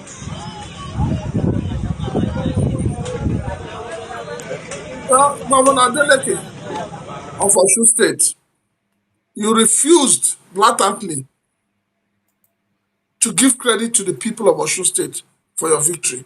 But he See did. see the No, road. no, no, no, no. Don't say that, sir. He did Please, now. please, precious, don't tell me what to say. He gave. I'm not Don't tell telling me you what what to to say. say. Oh, See sorry, the sir. This is roads. Benin Expressway. After See the roads He in gave Ekiti credit State. now. You say He's not from you are Ekiti voting State for, now. He's from you Osun say State now. Yeah. you are supporting Mr. President because he's your tribesman and because Eh. what he's doing in the southwest. That is your road. You forget that the people stood their grounds and brought you in. You've been all over the place, from presidency to FCT minister. Right now, sir, I don't know which party you belong to anymore. I don't know. We leave the things, the people that died in your state because they wanted democracy. They wanted you as their governor. You are finding it very hard to give them the credit. But it's easier for you to give the credit to somebody else. We are watching. This is Nigeria. Sorry, sir. Phone lines are open. So this particular area, you can see the village people. All of them gather, women, children gather. They begin pack sand to patch the road because they said both walking on the road, both driving, both bicycle, they cannot even pass. They can't commute at all, and that's the only road. See, so you go see. Moto na-atọ. Anyị na-ekele ndị ụmụ nwoke na ụmụ nwaanyị ma ụmụaka ndị St. Andrews Ibitoolu. N'afọ ebe ọ na-atọ na ebe a ka ejizi nwaanyị na-efilizi maka na anyị afụgo na ọ na-afịazi anyị arụ ị na-agafe ebe ọfụma ma onye ji ụkwụ ma onye ji moto ma onye ji baisikụl ma onye ji meshin. Ọ ihe nwa ka anyị si ka anyị bịa taata bịa rụọ onye ọbụla niile pụtachara. Anyị buru n'igwe, anyị juru n'igwe n'ikem ọkwa ndị ka fọrọ na ebe nke fọrọ n'ụsọ m. Daalụ uchekwebe m unu. Ya ụmụ nke Chukwu ga-adịrị anyị na mma.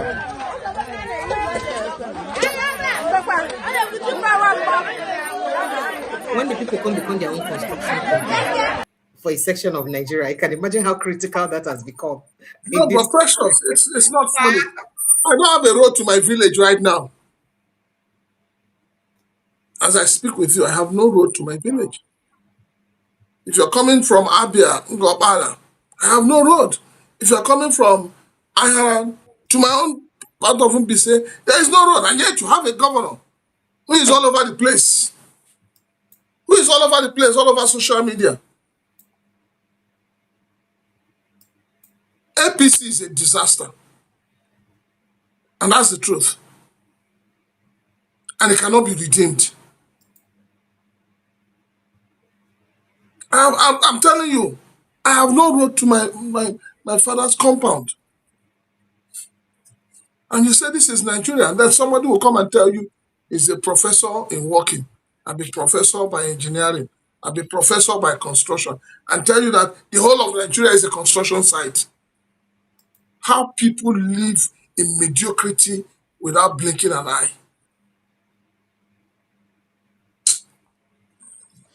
All right, Nigeria's phone lines are open. Please click on the link on the pin post and it will bring you straight into the studio, or you call the WhatsApp numbers that are also on that link on the pin post. See why Danjuma, I see your money, no. You see waiting. Forgive me. leave my state alone, no.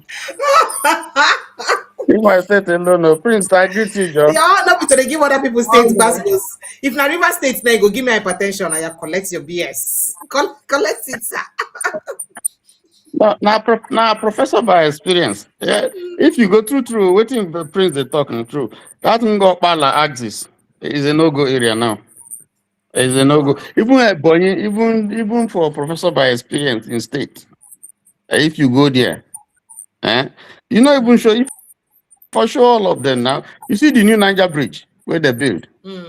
There are sections of that bridge where erosion don't they eat under the bridge, particularly areas where they don't do proper piling. And motors they pass, trailer they pass on top of them. The unknown say underneath, say they hollow. One day the whole thing will collapse. You go to the old Niger Bridge, you go see the joints, the steel joints where they join one section of the flooring, flooring to another one. You don't the day open. You go stay there, you go to see water. You stay on top of the road on Niger Bridge, you dey see water. You dey road. You inside in the middle of the road, you go to see water. It's been there, they see all these things. They're not doing anything. So, but now to come and debate with you and I in one debate and to eulogize Baba T. Now is Abi, but you go see, make 2027 come, 2026 come, or 2027 Abi, election come. I go disgrace him. Because in family itself, for family, they don't talk and say in family now obedient now they be. But when you see people like that, there's a long list of people where actually we're supposed to be thrown in jail.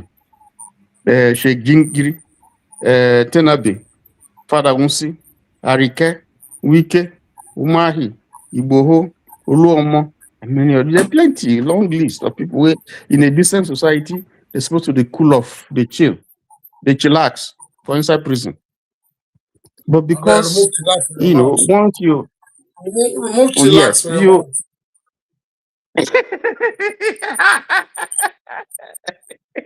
Okay, not be your name, I don't mean your name. Actually, ask not to go cool down. Good evening and welcome. Just help me hold your thoughts here. I get a message from you. Say, they ask me whether how things be for Nigeria now. But like me, Prince Francis, still like a D makeup. So I came across an interview with Nairametrics where a chef was describing how eating in Nigeria by Nigerian families is now. I say, now that statistics will be there. Ask me, we had me. I say I go play them for you, but they come make a talk to Davos first. Davos, good evening and welcome.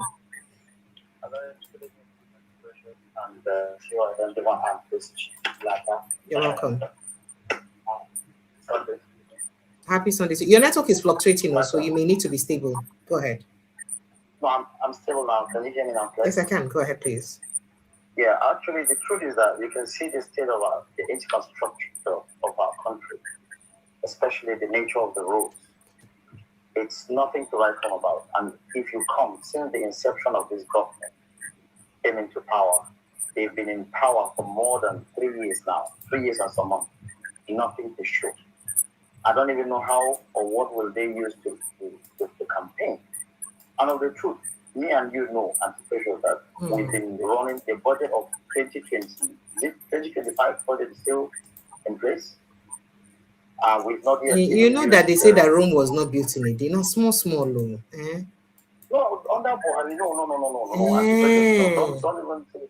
The truth is that under Buhari, I remember, as bad as it was, our budget was, they were doing, in fact, every year it starts, the cycle of the budget, they were even implementing it very, very well, to be sincere.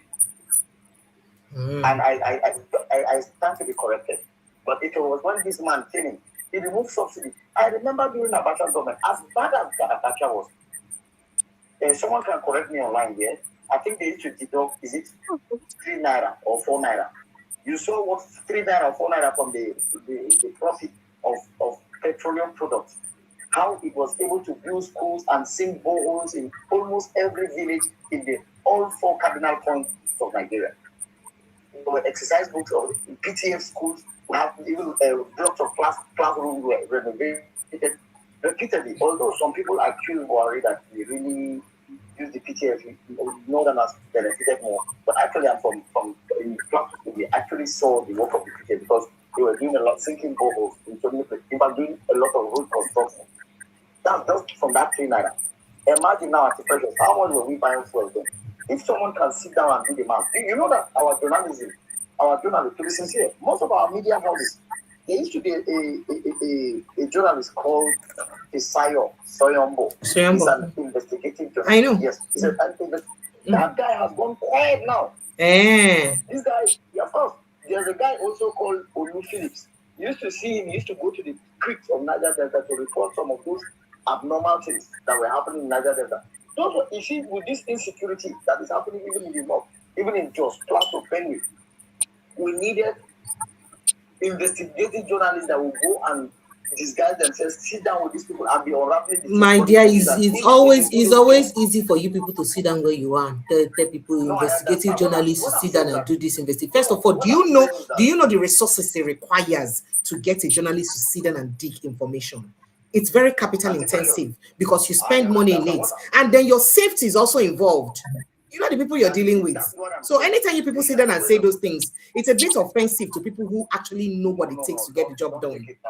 No, I'm not taking it personal because oftentimes me too have been accused, but then I'm just telling you, Shebi now you the talk say people don't silence. Shebi they not go silent because they not go there alive. That's what I'm saying. The reason why is that one of the reasons is that Channels TV and you see like you who is working with those big media stations like Channels TV, right? I'm not supposed to call them. Those big media stations, they are friends of the government.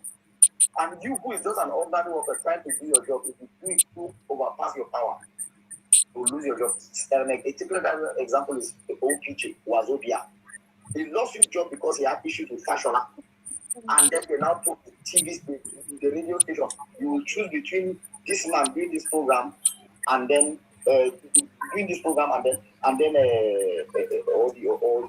he will close to shut down the radio station because we are a government. And then the government felt they have to sacrifice OPJ. Because they accused the OPJ that this program was evening OYOU that time, which was meant for traffic, to monitor traffic. And then he now turned it to start criticizing government. That was one of the things that Lai Mohammed used to nail that station. So if you see you who is even working on that all over big media outlets, you see like you now, you are a bit independent because at that time that OPJ's thing happened, I hope you know that I was working with terrestrial media at that time. So I'm very aware of what you're saying. Oh yeah, I'm very aware. As I'm even saying it now, it's not everybody that is listening to us now. Okay. All right, so just help me hurry because I need to release Prince Francis Chilaka and I need to run some stuff. Yeah. And so to just round up with the issue of insecurity, that video you did, it was actually a video. I couldn't play the video because my network is having an issue. My service providers have downtime, so I'm using a substituted network.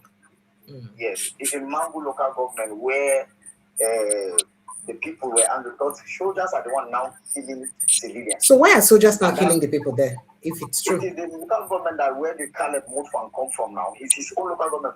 Even today, the local government chairman came. They told him to go back. The people turned him back because the people have been trying to defend themselves. The Fulani have been trying to take over those places to run away, just like you see in Benue, some people have run away.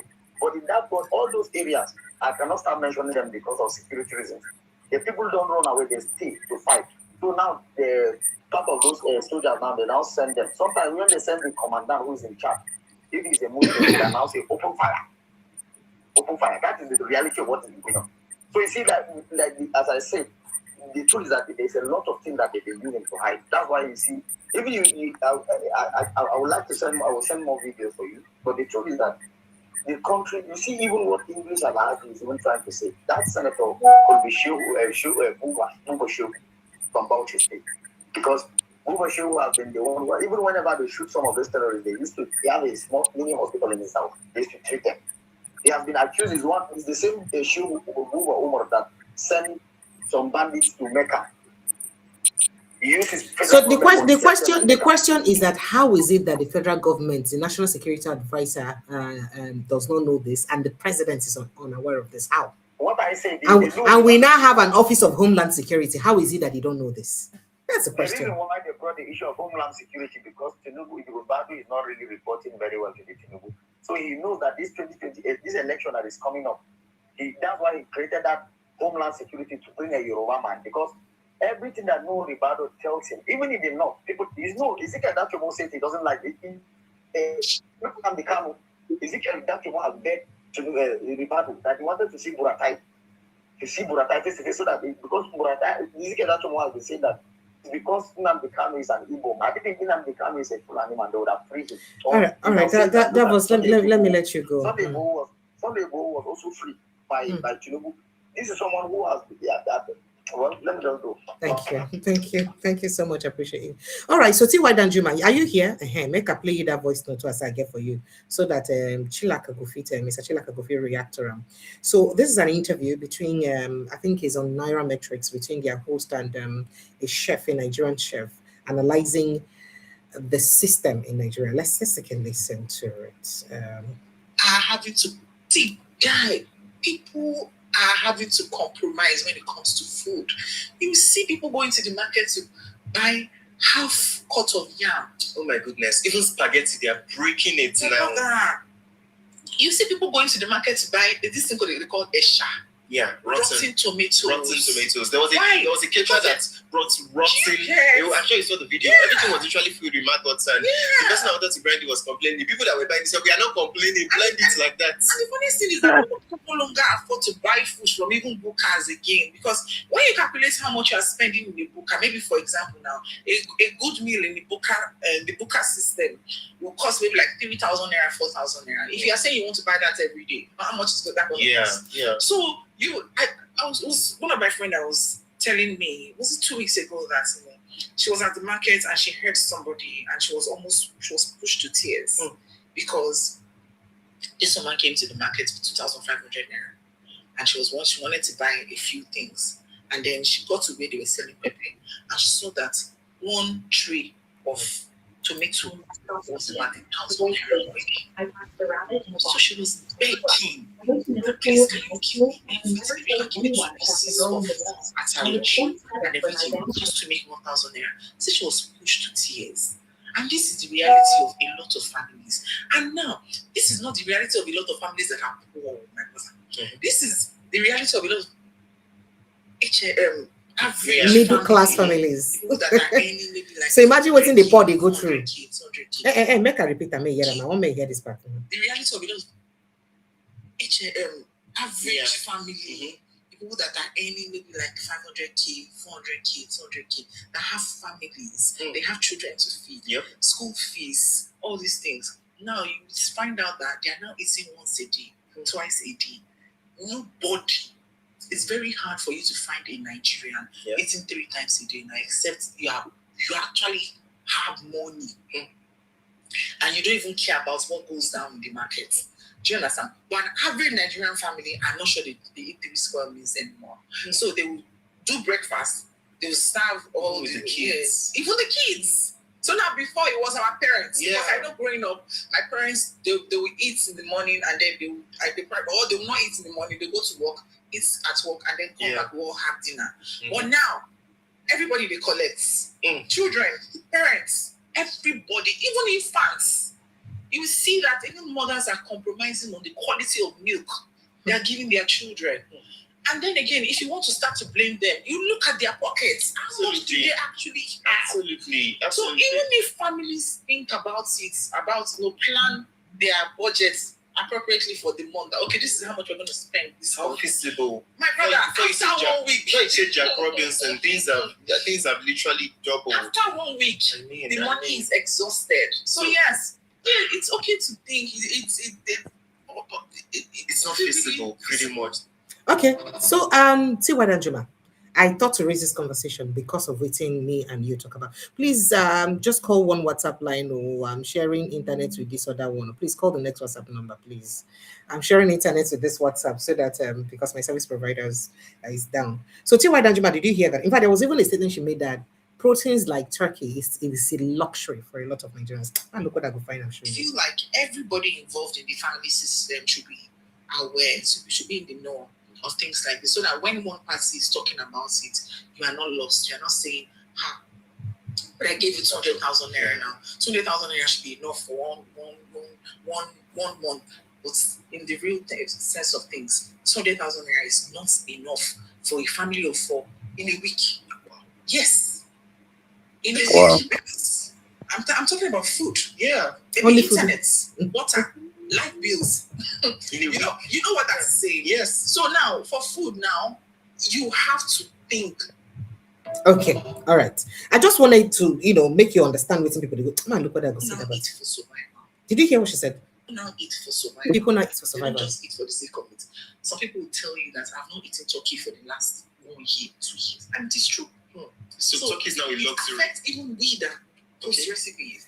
All right, I just make I tell you, T.Y. Danjuma, now that's the reality of the people that the president is saying that he's paying salaries. I want you to understand that. You understand? People with the end salaries now waiting their reality be that. So, we're paying salaries, and because we're paying, we're giving governors money and they're paying salaries, so people are feeding through it. This is the kind of feeding they're feeding. I told you that a colleague of mine who just left the civil service said his last salary was 260,000, and he's a family person. So he can imagine 260,000 if he no get other side gig. How won't use feeding family? The thing now, what you The see the chef reason there why tell you say two that money go feel last for only 1 week for food though. You never do NEPA bill, you never save for salary, you never pay school fees because you obviously cannot be adding that money inside. you see these are the reasons why you have high level of corruption in the country. Because one, if you know say your salary no fit sustain you. Two, you know say if you work for 35 years, you know we get your pension. And even if you get them at all, the what constitutes your pension for the number of years that you have worked, but is really insignificant. Inflation don't bastardize them, doesn't mean anything. So people now are tend to take their pension upfront. That's why you're having corruption.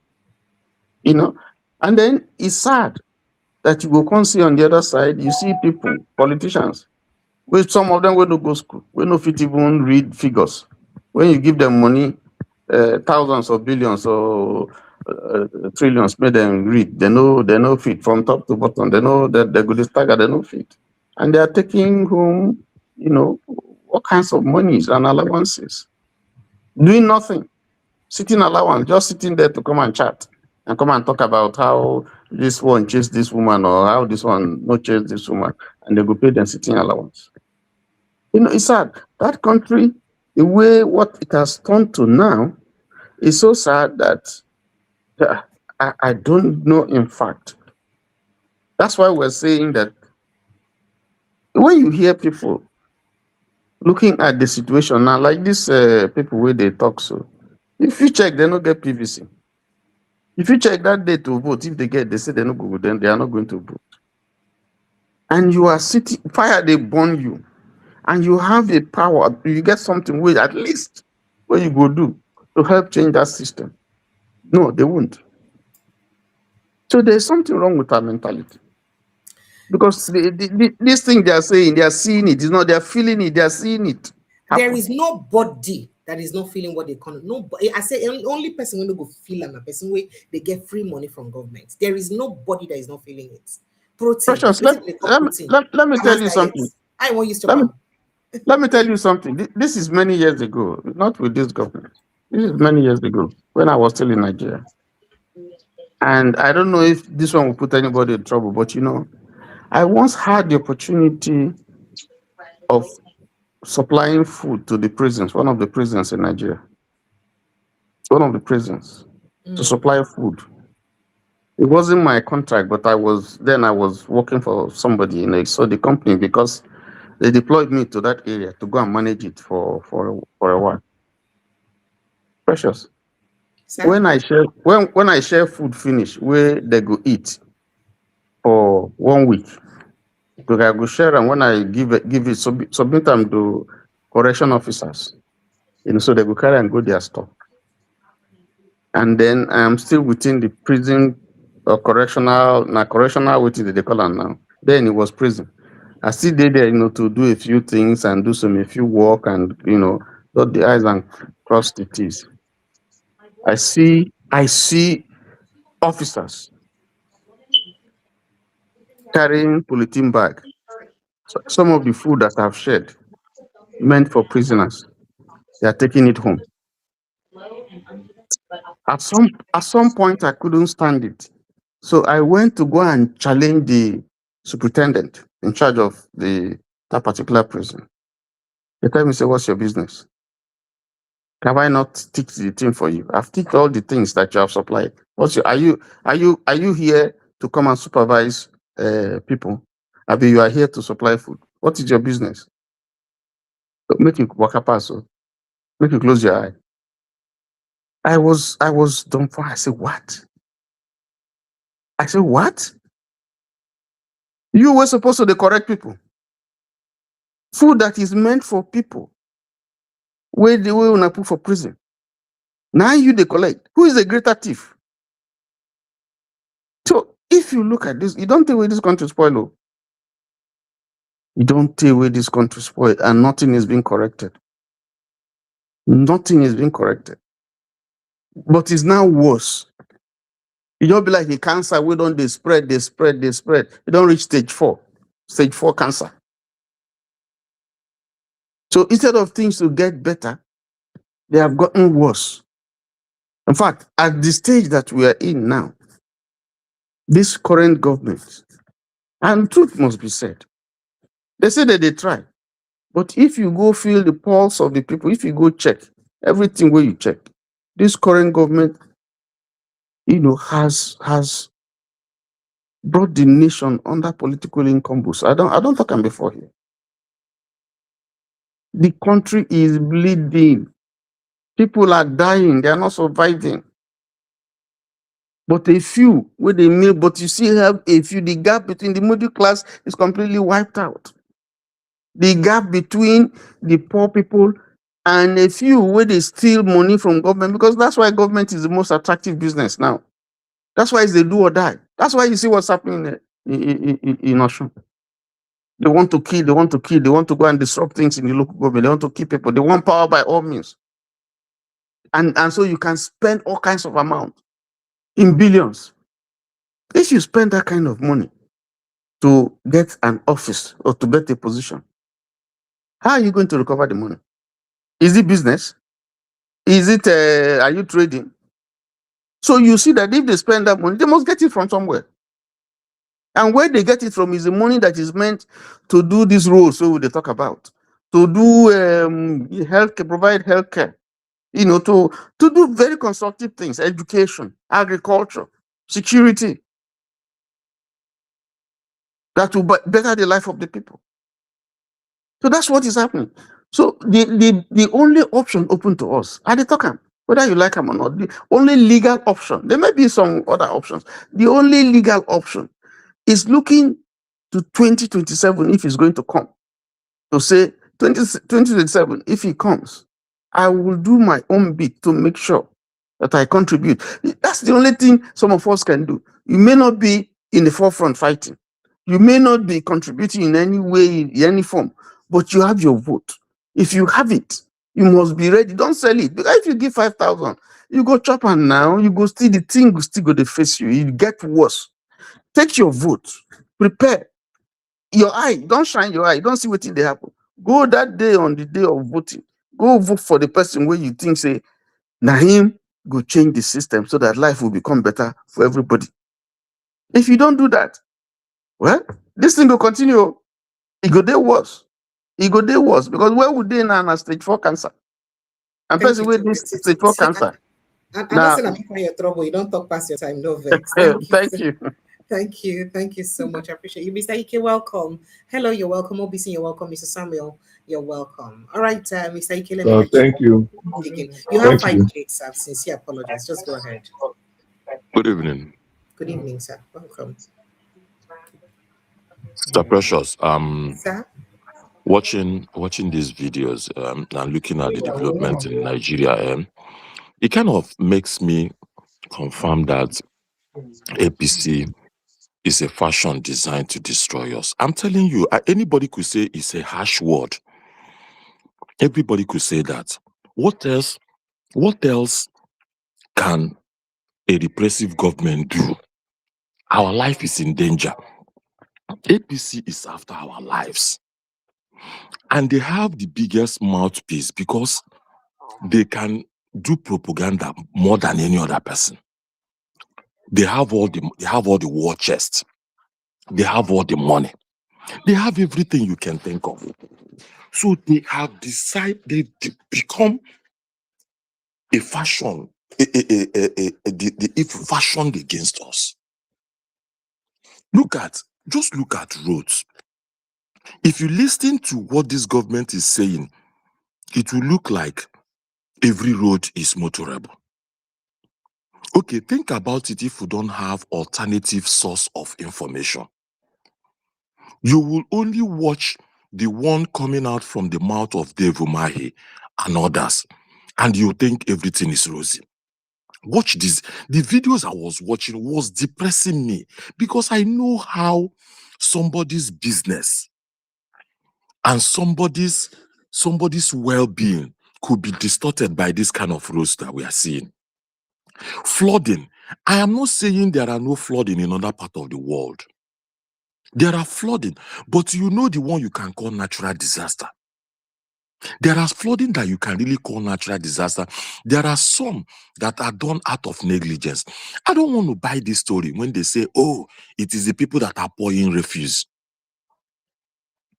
No. I tell you, if provision is not made to dispose refuse, people will pour it out. We all hear that every Tuesday, every Friday, the vehicle will go around and carry all the refuse. If they stop coming, people will find a way to dispose their refuse. And maybe during rainfall might be the easiest way to get it out. But they don't miss. In fact, they give you that bin free of charge. They give it to you. Your only work is put those refuse inside it and bring it out in front of your house. They don't fail from week to week. They'll come and pick it. For things that are perishable, they pick it 2 times in a week. But for the recycled ones, once a week. If they fail to do it, people will dispose it in another way. So I don't want to buy that idea when they say it is people that are disposing things. Look at our roads. For any vehicle that falls on that road has lost millions, both in time, both in resources, in the thing the person is carrying. Look at the woman that have cake that flooding has taken over her shop. Look at it. We cannot see this thing in any mainstream media. APC will not put it in any of their communication channels. Never. So they will only post that side. Anytime you talk, they will come after you. We have gradually groomed a monster that is so difficult to fight. This is almost like the biblical thing that they said that evil spirit was in a cemetery where nobody can pass again. That it took Jesus Christ having to deliver that spirit. They've grown into a monster that no single person can fight them. Even when we try and come together and elect somebody we think that will fight, the person will still go and commune with them. Look at Adeleke's case. So I don't even know. Sometimes there are things that come like this. You don't even know where to start again. Because we have allowed this fire to burn so wide that we cannot use fire extinguisher to stop it anymore. It's too wild. We can't go anywhere. We can't go anywhere. I don't want to sound all in despair and so on. But please, I will still give people that are in the platform opportunity. If they think there is any solution, we are ready. We've been having meeting of NDC here in Texas and so on, day in, day out, and so on, trying to find a way to do this thing. We are doing it. We are doing our best. We are investing money into all of these things. But if anybody has a way we can aggregate all of these efforts and break down this monster, please, I'm all ears. I'm listening. I'm still here. Thank you so much. Hello, good evening and welcome. Good evening, sir. Welcome. Good evening. Yes, sir. Welcome. What's your name and where are you calling from? I'm calling from. You're welcome, sir. Go ahead. I tried to send you some video. I was unable to. Sorry about that. So my service providers, they get downtime and it's I've been struggling to ensure that I even have the show going on today. So please forgive us for today. Hello? Since 4 days, God, I say, God will bless our delicate for us. Okay.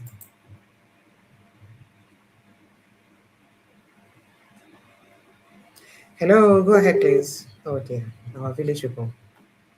Are you hearing me? I can hear you. Just make sure say the talk sharp because you know the network not too strong today.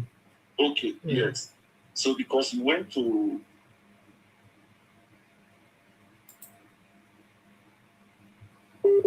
Oh dear. Oh dear. since 4 days ago, we in diaspora who bought ticket going to Edo State for December, it is all cancelled. Then we wonder, you will see a commissioner in Edo State, they give Prado Jeep, they are going to Lagos.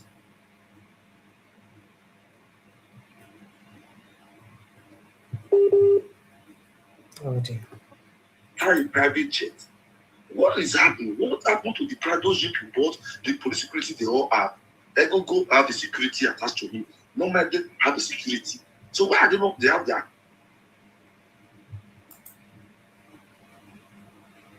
Oh dear, my dear brother, the network, the warrior, you know, feel let you talk. Oh.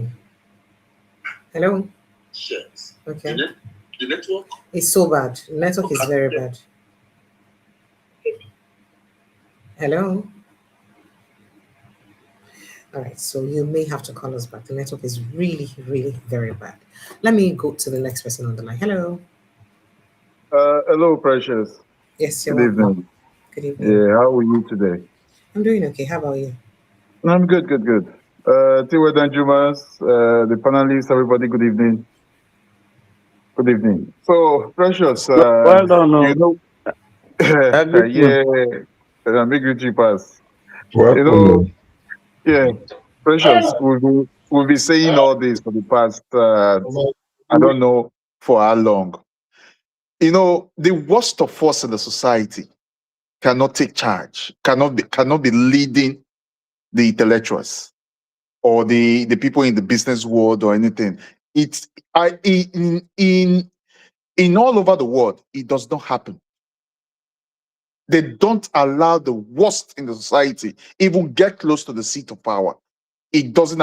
It's only in Nigeria they will tell you that someone that came out from that came out with that even got to primary six, or maybe leaving school certificate can come and rule you, can come and tell you, will come and rule the people with the PhD, the intellectuals, people in the business who took their time to go to school, get an education, or get into one training or the other, apprenticeship, one thing or the other, to make sure things are okay. Create businesses for themselves. They will tell you that people that have no address will come in and come and be ruling those people. I sit down every time. I ask myself, how did we get to where we are? How did we get there? So when you have those kind of people in power, how do you the country cannot grow? It can't grow. Rather, it will keep going backward. You've shown all the roads now. You've shown all, if you look now, okay. Are you telling me, but in the budget, in the so-called budget, because I know that they are running three, I think they're running 2023, 2024, 25 budget at the same, they're running all those budgets at the same time. The country has no budget, but even as that, but all those roads, I think they are all in the budget, which they say they are running. So where are the money go? Where is the money? Where has it gone? I once said on this program, on the platform here, that some of those contractors who were saying that they've done some jobs for the government up to now, they've not received any money. Okay, I was watching a video today, not quite long. No, I think I think I was watching a video today or yesterday. Then, according to that analysis of that video, they were saying that every money this administration has borrowed, it all going to the 2027 campaign. All the buses, all the jeeps, everything they bought, everything all for this current administration campaign. You could see all the buses, they were displaying everything. So the people, because after all, the so I think they'd be saying that the person, he said he bought the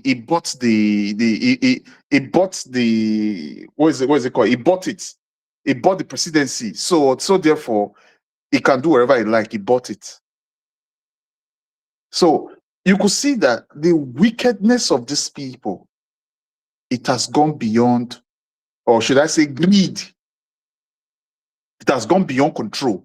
So that is why we must continue to say, we keep calling on the people, you have to take your country back. Because, like I always say here, the tactics they've used all this while is to divide the people.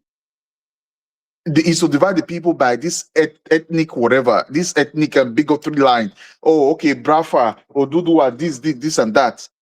That has been what the problem. So they try to use these things to take away attentions away from them. When the people are busy saying this, then they will be doing well. I think the Senate president once said that. He said, let them continue doing that while we will be chopping.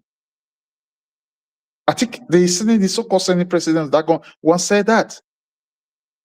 So that is the reason why sometimes we shouldn't allow ourselves to be distracted.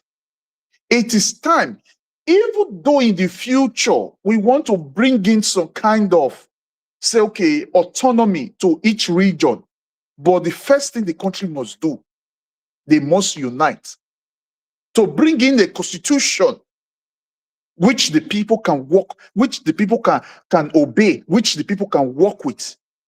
From there gradually, the way we want things to go, things will start falling in place. That is the reason why we need to continue telling our people to rise up, to tell them that these people, should I use the word scam, or they are deceiving you people, and those people running after them, you have to stop supporting evil.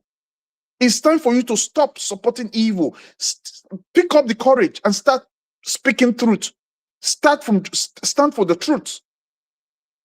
Because if the way the country is going now, the country continue like this, there will be no country tomorrow. Like I always say, the people you refuse to care for today, tomorrow, they will become even more worst. I think they say they are fighting whatever they are fighting. It will become more dangerous. They look at the others, look at the rest of the world now. What are they doing? I was reading some fintech or whatever stuff this afternoon. Look at Europe now. Europe now is taking their self away from America tech innovation or whatever by creating their own, to rely on their own privacy and everything. They don't want to depend on America on tech or so-called go-go and so on and so forth anymore. They set up their own now. They're working on it as well. So in all of these at times, when I look, I ask, where is Africa? Where is Nigeria? Nowhere to be found. All you have there is just some greedy fellow, just want to like take the resources of the country for themselves and their family. Then, if anything happens tomorrow, they can easily just fly away. You've shown all the roads. You've shown everything. Those roads are not motorable. Nothing. Okay. Those roads are there. Nothing is working. And the people are keeping quiet. With those kind of damage. It's like it's like they are just doing it on purpose. It's like they are doing it on purpose. They don't bloody care. So the worst of us cannot rule us anymore. It's time for the country to stand up. Thank you. Thank you. What's your opinion? Thank you so much. Thank you, Mr. Samuel. Good evening and welcome. Good evening, Precious. Good evening. Yesterday I called you that you left us. Yes, you left us yesterday and slept off. Sorry. You owe us apology with one bottle of wine. There is something. Only, or I should give you sparkling water. Is it not better? You'll give me the heat now. I can't. That is the sparkling water now. That is the No sapele problem. water. No, Ndoke brand is different. We make the most distinguished sapele water, so Okay, that is the best of its okay. kind. That's the first drop. First drop. Yes. First drop.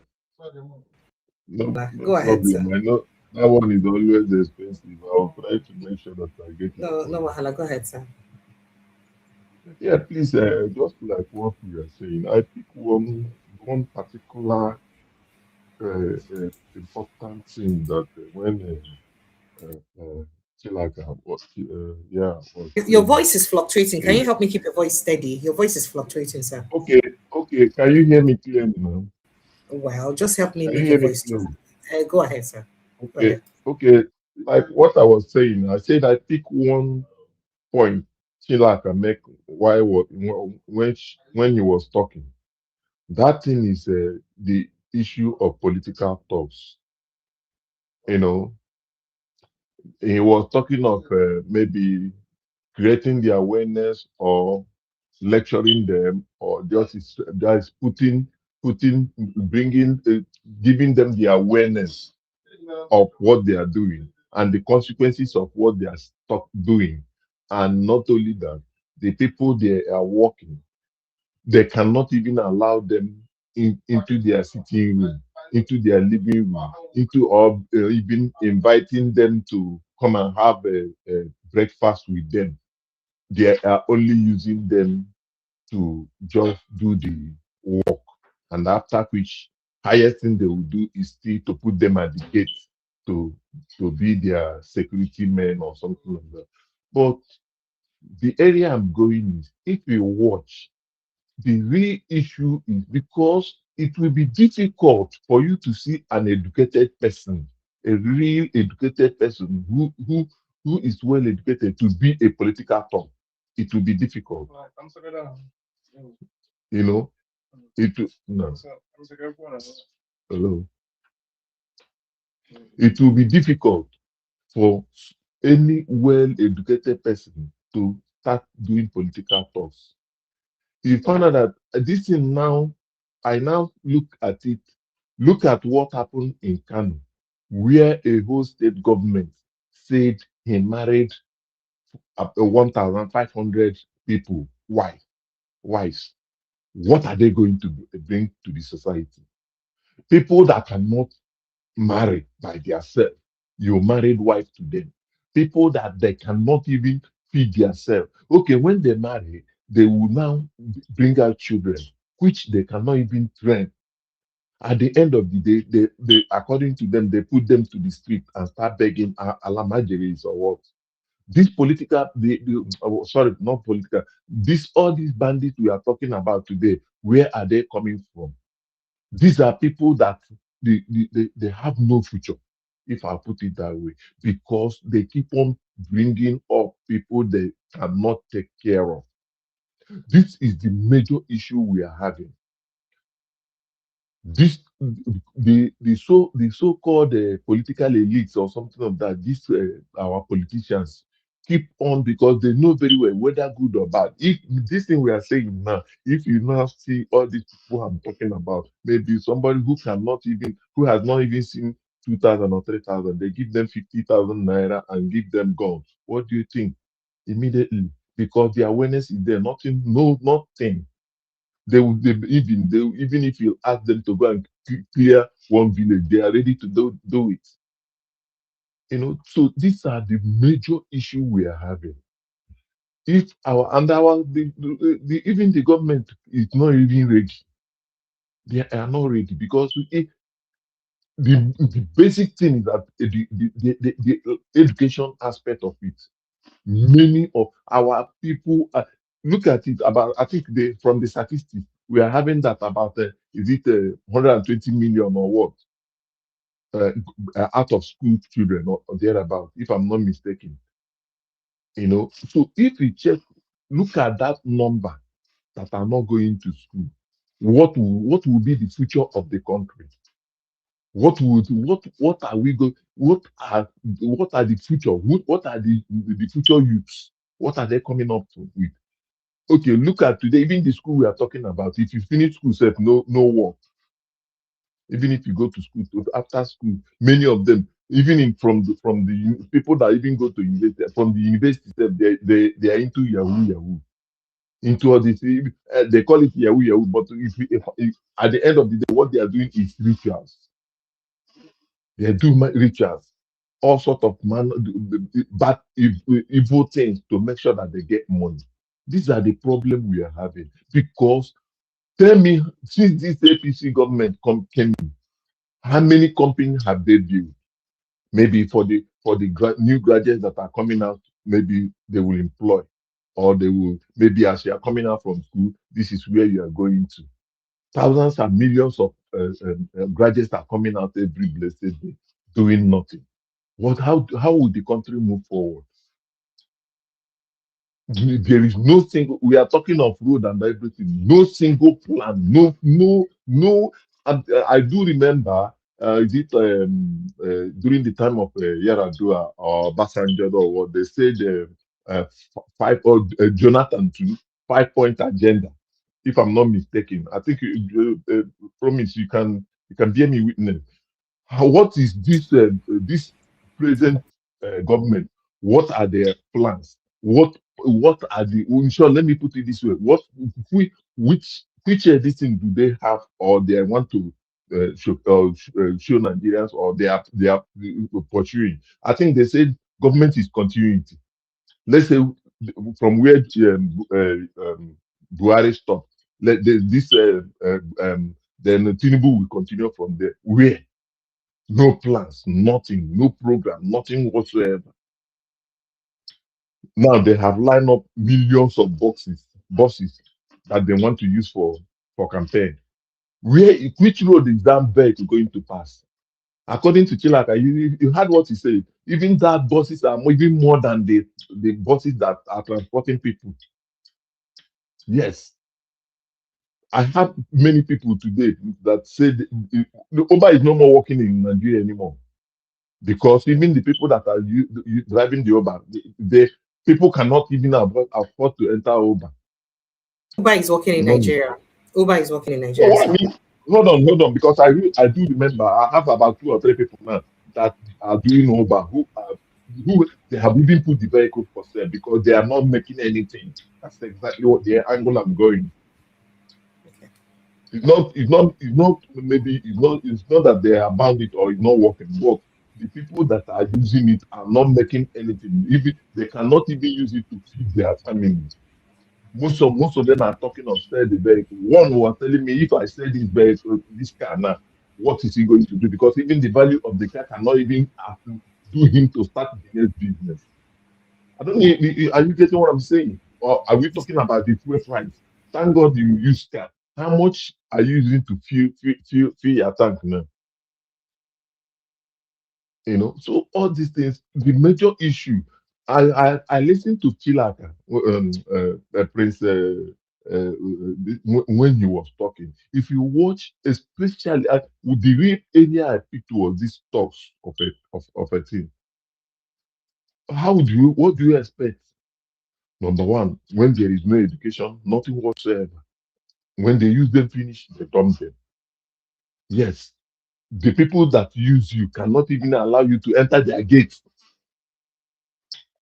Most of those people that are using you as thugs, their children are not even in the country. They are all abroad schooling. Look at Dave Umai. I think his son is now won the chairmanship in Ebonyi State. What are we doing? Where are we going? Dave Umai will come out and start saying that, in short, the best thing that happened to Nigeria is the Tinubu government, that all the roads have been done. Look at it. I think you are the one showing it. Look at that Benin road and all the rest of it.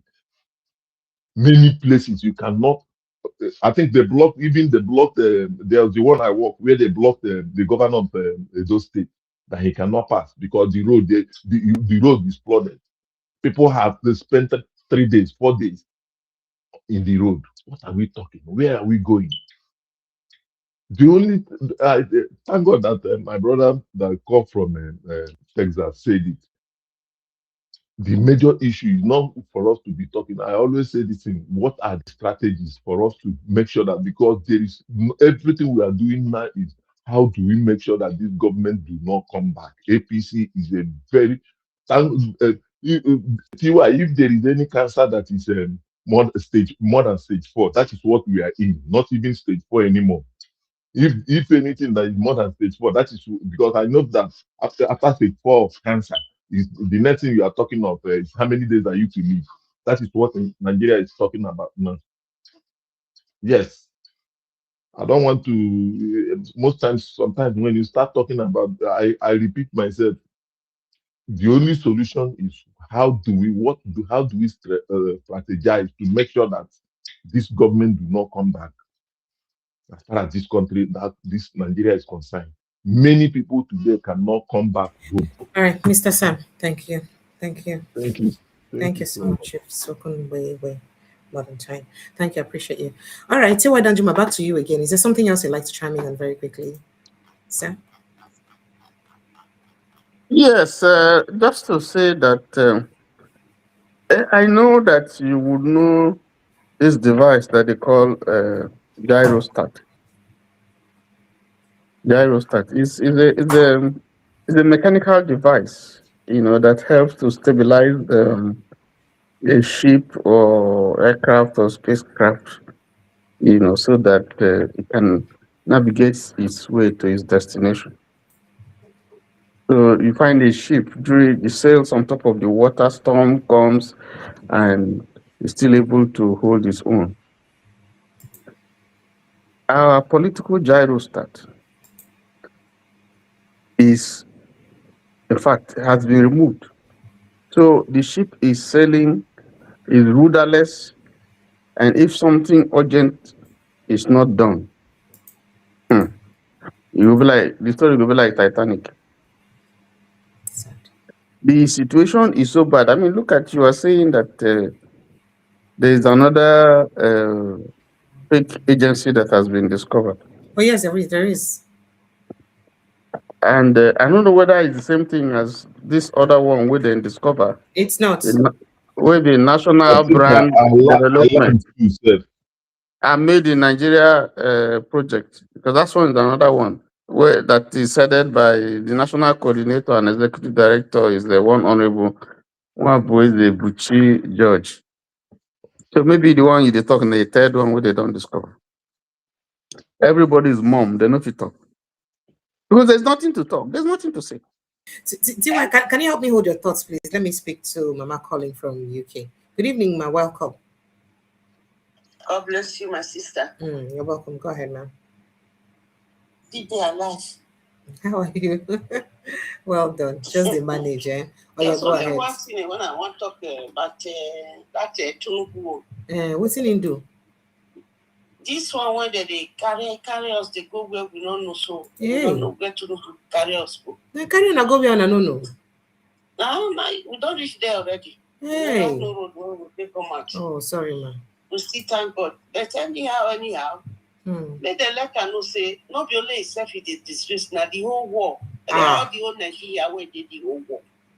Now the disgrace. Make it put us down, make it not carry us up again. We don't want to. I beg, who know and make it help me tell her. They not carry us go up again. We want to make it put us down. Make we start to learn how to work. Because this one not our hand, our leg, put for one place where we don't know.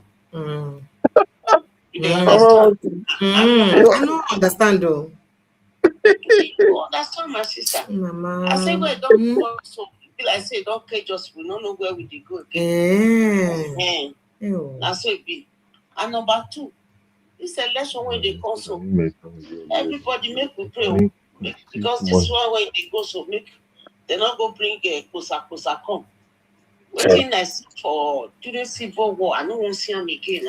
Mama, every election for Nigeria kosa the deal. No, they stop that one from happening. You know, go tell like this one when I see so because it's very bloody. This one. And that's this time. Make everybody pray. Make everybody touch his breath. Because the tea don't pass us now. We don't know what you could do. Even the what did they call and Trump that they call it, no go come. This is British, they no go come because they no say we no give them anything. If we promise them not say we go give them money, they go pack their own. I think go or should go the wala. Now, so just tell them so I go give them money.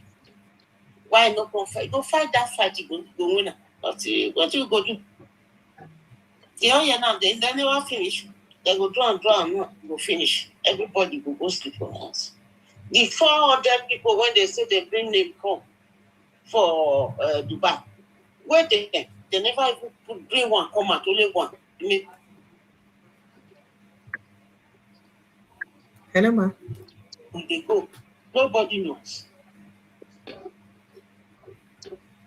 Hello, ma. Only the small contribution when I want contribute, now be that my sister. Okay, ma. Make una help us pray. Okay. Make everybody dey pray. Make we pass this election. Make it pass us. It go pass. Make we go. It go pass. All right. Thank you, ma. Go pass, my sister. Thank you, ma. Thank you. My brother went did the slaughter. Okay. I'll go here. Thank you so much, ma. Okay. All right. See why that Juma, make I let you finish your tea the talk before I go report Nigerians to you because these Nigerians they disturb make person vex forever. I don't really talk finish. Nigeria matter don't tire me. I don't know what thing if you know get light, you know fit travel for road, you know fit buy food, your salary they no pay, or even if they pay you no reach buy anything. Insecurity, you know fit sleep for house. What in remain again? Well, That kind of situation it was past hell now. It was past hell now. There's nothing remaining. Hospital, you know if you pay the bill. If they give you prescription, you go chemist go buy na chalk now you dey buy now they give you a drink or expired drug. You go market, you go buy na adulterated this thing. So which kind of life be that one? Why kidney problem no good day? Why people no go dey die anyhow? They no go life expectancy no go they end at 54 or be 50. Nigeria has one of the lowest life expectancy in the world. See what Danjuma, I hope you know that's why I played you that video about that food crisis, or I mean living crisis in Nigeria, cost of living generally in Nigeria. Because now waiting they push people to buy substandard products where they kill their organs. Now, you see what she said about people going for broken, rotten tomatoes. Those tomatoes, they don't they get those white things already for the body where you don't break rotten. Those tomatoes, they're very, very injurious, disastrous. Sorry, my internet don't decide to disappear my face, but as long as you can hear me, we'll go ahead with the conversation. Would they hear you? Where are you? Would they hear you? Okay. So, yes, I can hear you. Can you hear me, sir? Yeah, would they hear you? So as I was saying, imagine a situation where you go to buy tomatoes and only those broken ones, so you don't get those white things coming out of it. That's what you can buy, and those black spots. And those things are cancerous, and that's what people are buying. In fact, it's so bad that I don't even think you have good products in the market again. Yesterday, particularly, I went shopping.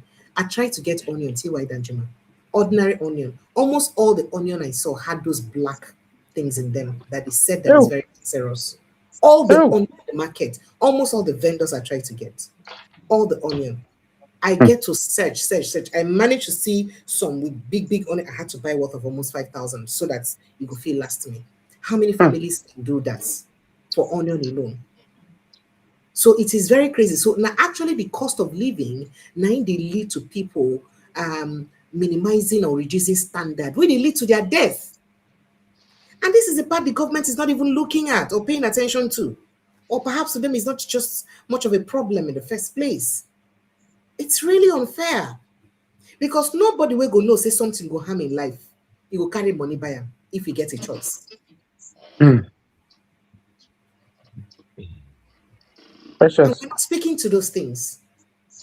It's Nigerians know they hear the thing. Yeah, because at the end of the day, all this one who they talk, you will still see some people will be like say the thing enter 1 year, come up for 1 year. I don't know what thing else they go do. No, okay, no fight. No go carry gun, no go take your vote now. Go tell your brother, tell your sister, say this wahala don't do too much. This wahala don't do too much. Take your vote. Take your vote. Collect them. No give anybody can't give you money. Collect them. Keep them. That day when you reach, go vote. Stay there. Make them count them. Let us try now. We could see whether we will fit change them, whether their power pass us. If all of us come out, because there's this thing. You don't pass. You don't pass. If you dey hear the story from people every day from Nigeria, the kind of things wey they hear go say what. And then some bad people go say, but people still dey there. People still live there. Oh, people still they travel for road. I know understand. I know understand. Honestly, you cannot go by air because you don't have the money. Now only the rich people now they go by air. You they travel, they go for emergency. You they road for 2 days, 3 days. Which kind of country be this now? I know understand though. Could you hear me, Rara? Could you hear me? Huh? I don't know for precious whether I don't know how now the manager who now where they there. Not be say we they It's talk it's down now, but it's I it's don't it's know. I it's don't it's know. beyond crazy. Trust me. Should be I dey tell on how much I dey spend to make get this show running, and I said I had to have two backup, like a backup fiber optic, no be regular. That is fiber. No be regular mobile data. I have two fiber. The two of them just failed me today. Now. I did on air one go down. I was even talking. I didn't know when they called my attention to it. I tried to join the other one. They were also having a downtime. I've been having downtime. I had to get instantly. I have to get mobile data to augment. It's crazy. How do you pay for something that you're paying for, but you cannot even use it at the time you want to use it?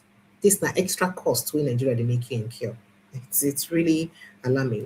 What we all have to go through because we have to survive as it is. All right. Good evening, ma. Good evening and welcome. Yeah, thank you very much. Yes, ma. Please remind us again on where you're calling from, please. Okay, my name is Kate. I'm calling from London. You're welcome, Madam Kate. Go ahead, please. Okay. I spoke to you sometimes ago, a few weeks ago. Okay, ma'am. Yeah. Like we elderly people, we listen. And I've been following your program even when you were the last side before. Oh, thank you, ma'am. Yeah. You see, what is going on in Nigeria, it's only God that will intervene. Because whosoever said he's ruling Nigeria, he was a street boy. He was what? A street boy that have an opportunity. Street. He's a street boy. Hey, how? Okay. They say you should know them by their fruit. From his behavior, people should know that he was not brought up in the proper way. Hey. It's an opportunity. Yeah. I'm telling you. Yeah. Yeah. You see, a lot of things that has gone around in Nigeria is that nobody's telling the truth. Right from the beginning. Since 1966 or 60, they had the independence. Nobody has told us the truth. When the coup happened in 1966, up to now, nobody has told us the truth. Right? What went wrong in the Afghanistan? Nobody tell us the truth. And when people who don't know how the whole thing started, they come in, they know they can steal money. So they take that opportunity and say, well, nothing I can do and not do, nobody can do me anything. It's not all of us went to uni. We don't need to go to uni to rule. It's a common sense. This is Nigeria that was feeding the whole world before. Right? Nigeria was supplying cocoa, cotton, peanuts, timber, rubber. So where are those things? Have they traveled to Japan? We depend on only oil. We don't manufacture, but we buy from. What stopped us for us to start manufacturing in Nigeria? People started selling their farmer land because they want to go to overseas. So what gain have they gained from it? Every lawyer in Nigeria now is a politician. Who's talking? Come. And when they have case, nobody's to take care of that case. And they just put these boys or the men in prison for nothing. It's not right. Babangida has not told us any truth. Gawon did not tell us the truth. Did you hear what Gowon said recently? Did you hear what Gowon said? You know, that that the bullets that were fired did not hit human beings, that they hit on palm trees. That's all bullshit. Sorry, no. Was it there during the coup? Did it part I mean, he was talking about during the war. During the war, why did he start the war? Why do they agree in their Aburi? I thought they went there for peace. And why do they come to Nigeria and change? Okay. You know, something they forgot to understand is that even the soldiers who take part in that 1966 coup, some of them must have died, but they still have relations, they still have children, some of them still have their wives who know much about that coup.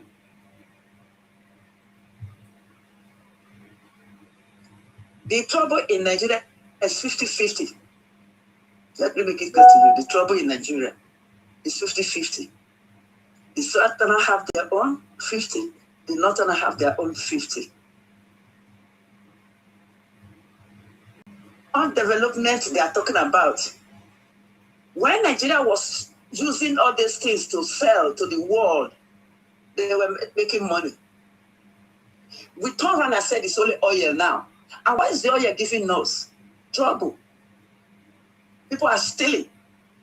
You cannot prosecute them. You cannot talk. The media cannot talk. Ordinary person on the street cannot talk. This is Lagos in those days. As a young girl, as a young man, you will go out and you have a job to go to the following day. You will go from one club to another. And when you are coming home, nobody will stop you on the road. Because it was safe. Right? Where is it now? Where is that safe in Nigeria? Nigeria was the first African country that had color television. Not somebody told me, I witnessed it. I saw it in Britain here. In those days, you come here as a Nigerian, you go to the shop, people will be on, it's like they want to eat you. From Nigeria? Are you sure? Can we help you? Do you need a cup of tea? All this and that, the way they will receive you. But because of the behaviors of these so-called leaders, Nigeria, now, if you let her come on, eat their shop, they'll follow you behind. Hey. Thank you, So ma'am. when are we going to change? Thank you, ma'am. When are we going to learn? Thank you. When are we going to change? When are you going to stop stealing? Somebody sent me a picture from something in Nigeria today. Under the bridge, people are living there with family. Is that safe? I've never seen that type of thing in the world. So, my dear, I just have to stop. Thank you. Because sometimes when I remember about Nigeria, it makes me cry. Sorry about that. Thank you so much, ma'am. We just pray. Yeah, we just pray. It's a lesson. Let the good one win. All right. Thank you. Amen. It'll be. Thank you, ma'am. All right. So CJJ asked the question. He said, any plans to interview any Obi reps? I've heard concerns that Obi has no ground structure to protect his votes on election day. Mr. Obisin, welcome. You are an NDC member, so I'm sure that you'll be able to answer this question. Mr. Obisin, you're welcome. Mr. Obisin, are you there? Precious. Sir? Yeah, I'm here. Can you hear me? I say I want to not get structure to protect on a vote on election day. I can hear you. I wanted to alert you. Said this. Didn't you see me? You've gone around. When I'm telling you. So when I left, when I called Mr. SC, you were not around at that time. I think you went out and came back in again. And when I was anyway, how come today is Sunday, Precious? Is there no good news in Nigeria for us to see? Why are you showing us all the dilapidation and all the rugged Hey, I didn't bring good news. Hey, wait, where is the good news? So does it mean that in the whole of 900 and something thousand square kilometer of a country, no good news is coming out of there? At least today will be Sunday. Make we take relax. No vex. Huh? How come whenever we come here now,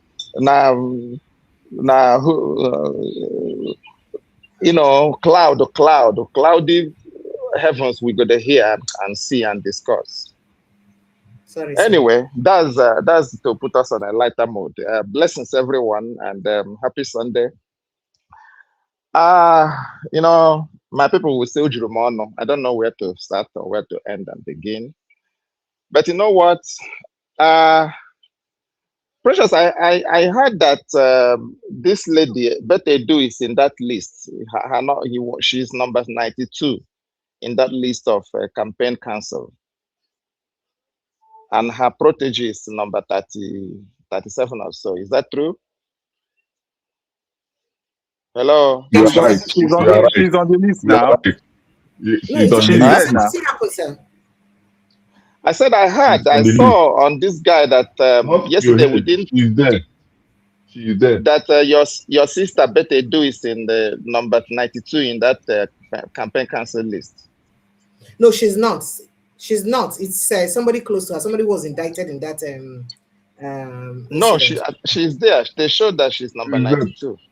Number 19, Ken. Make her find them again. 92. Number 92. She's there.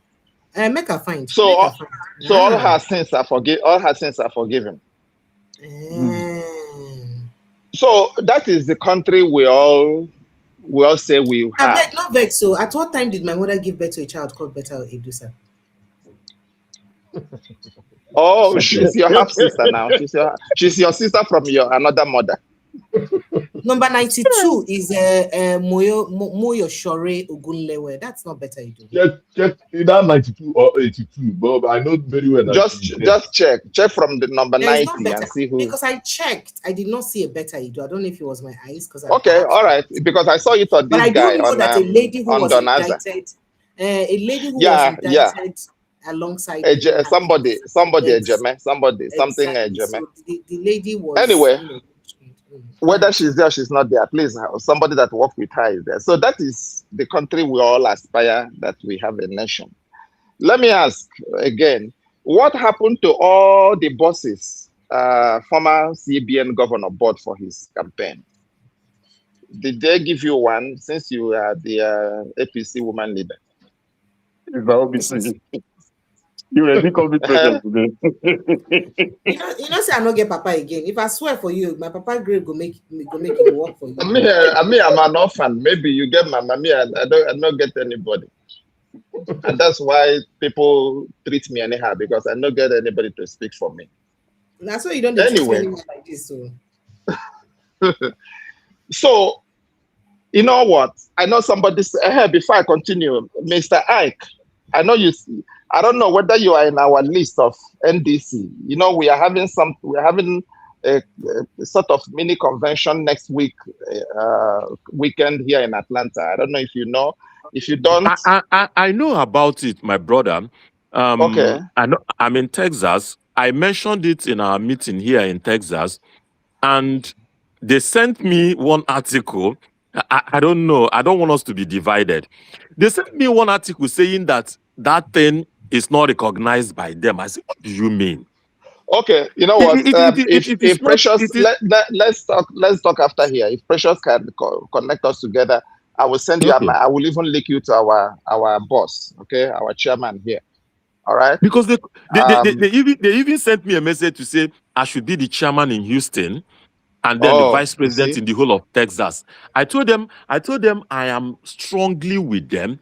But I won't be able, because of the other responsibilities I'm doing, I won't be actively, because it's all about service. It's okay. Precious, we say we are using her platform to advertise. It's okay. Let her. Now, they send you invoice. No, you've already done the adverts. You receive my invoice. Okay, we withdraw it. We didn't say it again. No, we can't. We will not withdraw. No, we not withdraw. Let her send her invoice. We are not withdrawing. Let her send her invoice. Are you trying to say Let her send her invoice, but let her Precious. Either you give him my number or vice versa. I don't have his details, so you should contact me. Mr. I contact me on WhatsApp immediately, so I can pass. Okay.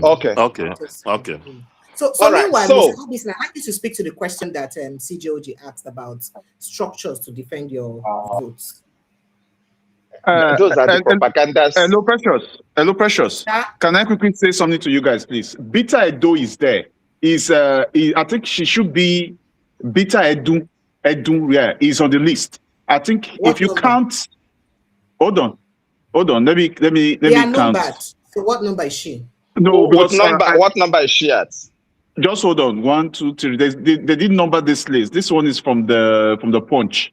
I got this one's from the Punch. So let me just they display all the details of every one of them. I think Bita Edu, she's on the title for the stuff. Hold on. No, okay. As you look up that, let me be talking. As you look up that, yeah. Continue. I'll tell you. Hold on. Okay, Sorry I've seen her name. Stop me. I've seen her name. Sorry. Director Women Mobilization. Better. Thank you very much. Yeah, that's it. That's it. She's number there. 97, She's there. really. So, yeah. Okay, yeah. So that's okay. It. Director of Women Mobilization. Yeah. So, which means her sins are forgiven. Then why can't all of us? You don't see Daria and the rest of them wait till states money where they go jail. That is what I'm saying now. That is where I want to go. So if there's all these people now, all their sins are forgiven, and then I heard what TY said, and somebody put on the link on the comments that similar thing happened recently. Why can't all of us be pen robbers in that country, so that we can judge and justify ourselves for everything? You see why whenever I say we don't have a nation, people say no. Because this is a country that, if I have to go back, which I wanted us to be positive this time around. But this is a country that one time, the poet will say, once upon a time, children will respond to time. Once upon a time, in that country, or I know a country, once upon a time, that snake swallowed a big chunk of money, monkey carried the other part, rats entered one fortified enclave and ate the other part. Sometimes you will see chunk of money in a soccer way, and nobody has ever been accounted that this is the person that did this thing. You take them to court, they faint in the courtroom, and then they will be wheeled away. Okay? And that will be the end of the discussion.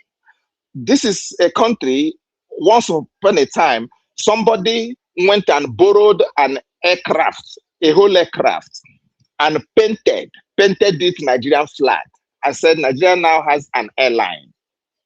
At the end of the day, nothing happened, and all of us say carry on. Once upon a time, there was a refinery somewhere in a place they call Niger Delta, South.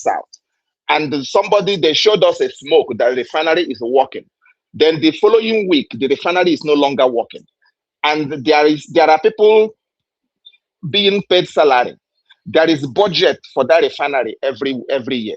Once upon a time, when I was in primary school, I used to hear a company called Ajakuta steel milling company. Up until today, you go there, people are there milling around. They are being paid salary. There is budget for it every time. And then all of a sudden, we are now waking up thinking that we have a nation. We're all joking. Until there is a holistic from foundation. I said it yesterday, we got to have a fresh foundation for that nation. And I hope and pray that we will have somebody who will have the balls to make a total reorganization and regeneration of that nation. My brother talked about in a place where they married 1,500 people together, whether they are married for love or married for whatever, but it's an agenda. Precious, your uncle built them Amajiri schools when he was president. Okay? Another person came after him and discharged all those schools. If it is a region that wanted progress, they would have protested against their brother, protested to their brother. Why did you remove this school that somebody built for our children? No, because it is an agenda. And the thing is, the problem is, These people who are doing all this nonsense, their children are overseas, their children are doing well. Should be one of them now, their child, his son is a chairman of a local government somewhere, but he will want to recruit the children of the poor to come and defend, to come and fight for them, to come and take bullet for them. And you are telling me that it is a country that will work, except we have somebody who will have the balls. As per the person that said Obi do not have structure, that's propaganda. This afternoon, when I came back from church, I listened to one lady who showed an Igbo man, an Igbo elderly man, who said some time ago, and a Fulani told him that it is never possible that an Igbo person will be president. That even if that person wins, that they're not going to give it to him because he's an Igbo person. So this is the country all of us aspire that we will be one or that we are one. I see what is going on now. They are doing a regional whatever conference. Everybody is coming out to do. What happened to the one that Jonathan conducted? Why can't somebody go there and said, when he handed over to somebody who put it in a dustbin, that dustbin has not been shredded. They can go, even if it's been shredded, there must be who was a secretary to that convocation, who would have said, okay, the first one has been shredded. Where is the second one? Why can't it be put in place instead of going to do another one? Jonathan conducted a regional conference or a national conference that will. Are we not a foolish people who the people that put us together gave us a time span, gave us an expiring date? Even if in any country you go to buy land, that land is leased for you for 100 years. After 100 years, you come and renegotiate the leasing of that land. The people that put us together, they gave us an expiry date of 100 years. That after 100 years, you guys, because they know that the country can never be one. Because they know that the different regions have different ideology, have different mindset, have different God they worship, have different culture they aspire to. And so they said, after 100 years, you guys can come back and renegotiate whether you want to be one.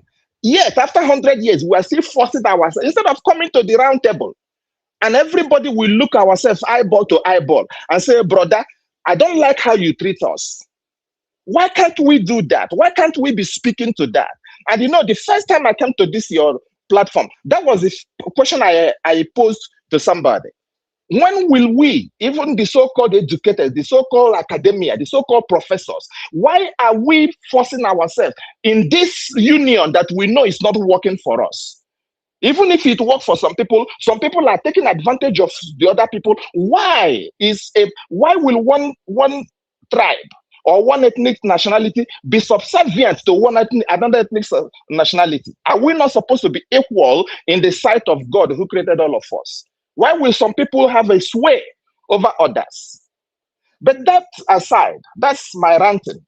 That aside, now that we have agreed to continue to be deceiving ourselves, let's go into election. What do we do so that the person we are supporting will come to power? Yesterday, a certain group of people gathered and said they are supporting this person because he is our own. He's from our stock. Because this person has gone to take a person from his stock. If we have respect one to another in that country, if you had succeeded in taking a Muslim ticket the first time, you would have had the sympathy, at least, let me use that word, sympathy, to say, you know what, we have another bigger religion. Let me use their person from their stock. Let's see whether we can balance this equation. But no. Once upon a time, we heard that there was a country that gave your country a names of over about 400 people that are sponsors of this mayhem in Nigeria. But what happened? They went and sandwiched 2 Igbo people there just to balance the equation. Okay, if you wanted to balance the equation, when you sandwich 2 Igbo people, why didn't you sandwich 2 Yoruba people? So that we know that not all of us are terrorists. Why didn't you do that? But you went and sandwiched 2 Igbo people, and then you dyed the names. You dyed everything that they gave to you. Well, as far as I'm concerned, we don't have a country, we don't have a nation until we come back to say, how do we get, we are here now, since we want to force ourselves into this marriage. Because you cannot, a grown-up girl of 22 years, you can't force her into a marriage, except if it is, you use culture or religion to sway her. But if in her rightful sense, she would not be cowed into a marriage that she did not love the person she's dealing with. Brethren, there is so much distrust. If we want to tell ourselves the truth, there is so much distrust in that country. The Yoruba man does not trust the Igbo man. The Igbo man does not trust the Hausa man. The Hausa does not trust the TV. I didn't know that even the so-called Middle Belt, there are too many languages. I thought it's only Hausa. Yet they don't trust themselves. And so come together and say, you know what? Let us come together. Let us float one person as a presidential candidate. Or let us give one of our sons as a vice president to another presidential candidate. Say, if you don't take this person, this our son, we ain't going to vote for you. Why can't it be? Because we are not one. If you want to make us one, then we have to have a way to come together.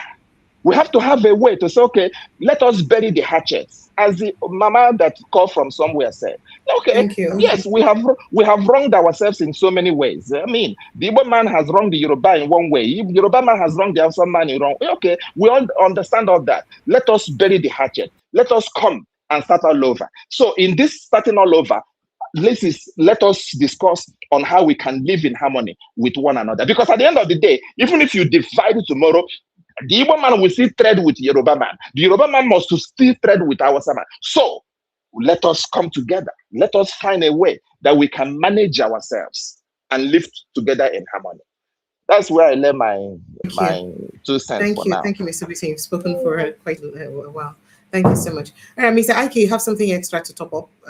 Or hello, you've got something to top up?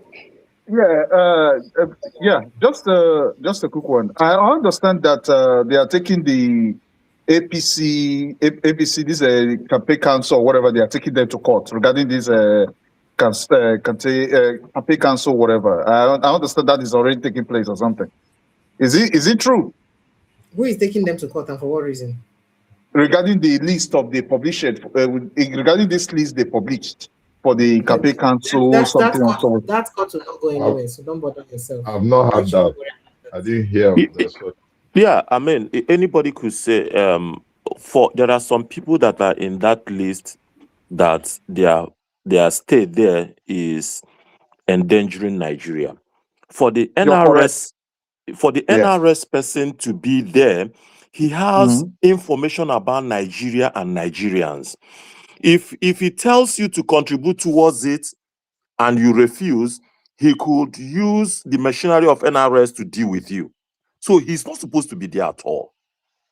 He is not supposed to be there. I have seen the list too, but that one is the worst ever anybody can think of in that list. They are working for Nigeria. They are paid by Nigerian taxpayers. They are not working for APC. So you can't take Attorney General of the nation and make him a member of a party's campaign team. It doesn't work that way. I have seen democracy everywhere in the world, many places. This is not possible that you take a head of a parastatal that is supposed to work for the whole nation and make him a member of a campaign committee. I have also said it in my earlier description. I know anybody could say, oh, no, this is not the best. To reset that country, we need a benevolent, please see my word, benevolent, disciplined military person to reset the country. Benevolent, disciplined military person. That's the only way we can reset that country.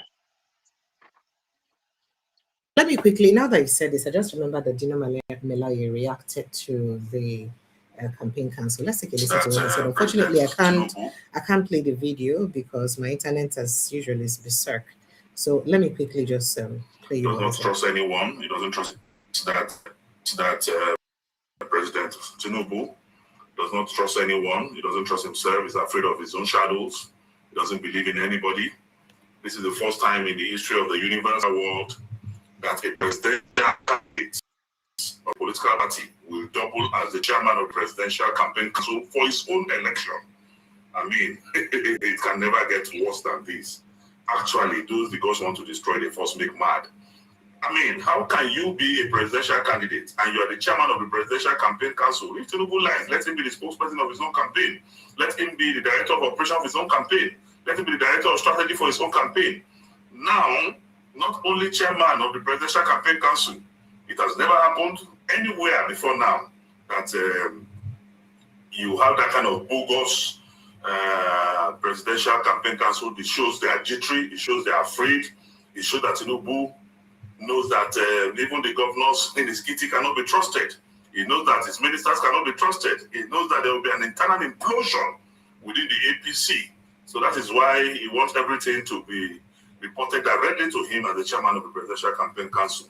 It is unheard of. It is disgraceful.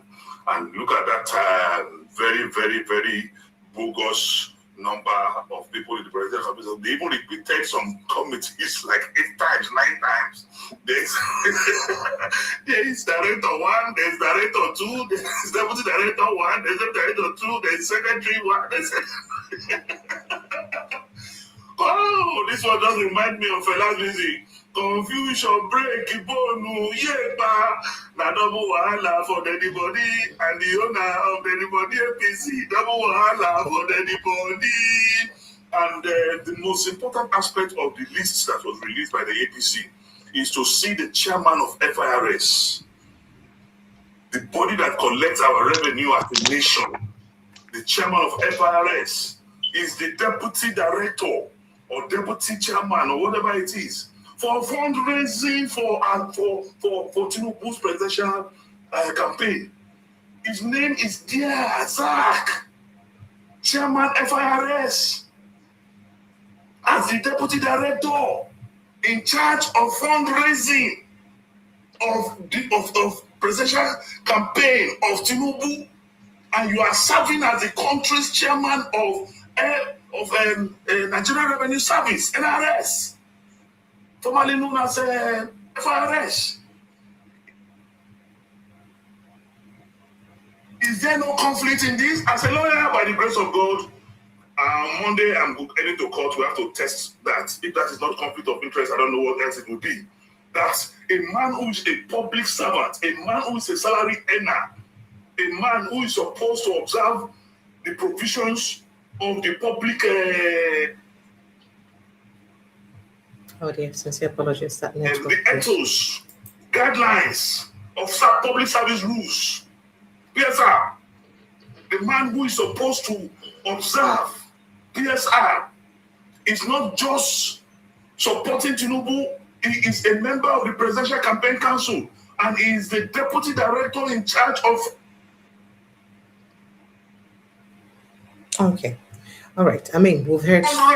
Basically, meanwhile, you are in charge of revenue collection of the Republic of Nigeria. How did we get here? How did we get here? Actually, there was a country. But I will test that in court, and we will make sure that by the special grace of God, the battle to surrender. Hello, we have never come to in the history of this country. It's a big shame. It's a disgrace. All right. Hello, Pressure. All right. Yes. Hello, Pressure. Yes. Yes. You know, I said it yesterday. When we were having that discussion, I said it yesterday. I said, this is a conflict of interest. Because that guy is not supposed to be on that list. When you are heading an organization like that, as big as that department, do you know the data that guy has? This is a person that controls technically, like you control the financial, the lifeblood of the country, and the money, everything. Everybody comes through you. So it's not supposed to be there. So even Kwankwaso has also condemned it as well. I don't know if you've seen that. Kwankwaso has also condemned it. So it can't work, because that's why I said, if you listen to the other discussion I had, I said, because you cannot have this kind of people leading the country. You can't. The Nigeria has to wake up. If that country must grow, you can't. It's like we continue to do backward. It's like you're going backward. Instead of moving forward, these people are going backward. I just hope something is done about this whole thing, or something is done about it quickly. We can't continue like this. Thank you. Ike, you have something to say? I want to say good night, my sister. You've cried for us. Thank you so much. You cannot come and kill yourself and die. Yeah, it's almost 4 hours into the show. Tiwa Danjuma, do you want to say something before we wrap up, sir?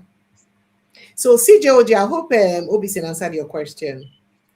But I'm sorry, speaking about that aspect of APC or NDC rather not having people to protect votes, if I recall, I think that P2P had spoken about that before when he said that it is a duty of Nigerians to protect their votes if they know they want their vote to count. However, I also do not believe that a man would have failed an election or lost an election rather, the last time election cycle, and understanding that one of the pointers to why he would have lost that election is because he did not have sufficient polling unit agents, and he had 4 years to correct that mistake, knowing that he wants to run again, and he'll still be repeat that same mistake. I don't think it's possible. So that's why I'm tilting towards the response that CJOJ gave. It's practically impossible that mistake will repeat itself again. Yeah, it will not happen again. It will not. Shabi, you had when I posed that same question to Dr. Catch one time. Yes. And he said, and I think Zikari also came here and said all things are working, it's not going to happen again. We in diaspora, we're having a convention next week. It's going to be one of our talking points. We have to find a way to make sure that, I don't know how many polling booths that there are. We have to make sure that every polling booth is staffed with at least two not just one agents. person, because one may be three, but 2 or 3, yes, so that they'll checkmate each other. At least 2. There are quite a number of polling unit agents, so you guys will have a lot of work to do with that. Yeah, I know. So we cannot, because if we do it, if they bite you once and you allow it go, second biting, then you are the one that is foolish. We can't, we will put in the best we can, and then at the end of the day, the will of God will be done, and the will of God is to cry out. That number is quite much. You have over 176, in fact, about, let's say, approximately 177 polling units. Because at the last count, 77,000, right? No, not 77, 176,846 is at the last count. So understanding that every election cycle they create perhaps a few more polling units. So I think you may have a total of about 8,000 or 9,000 polling units.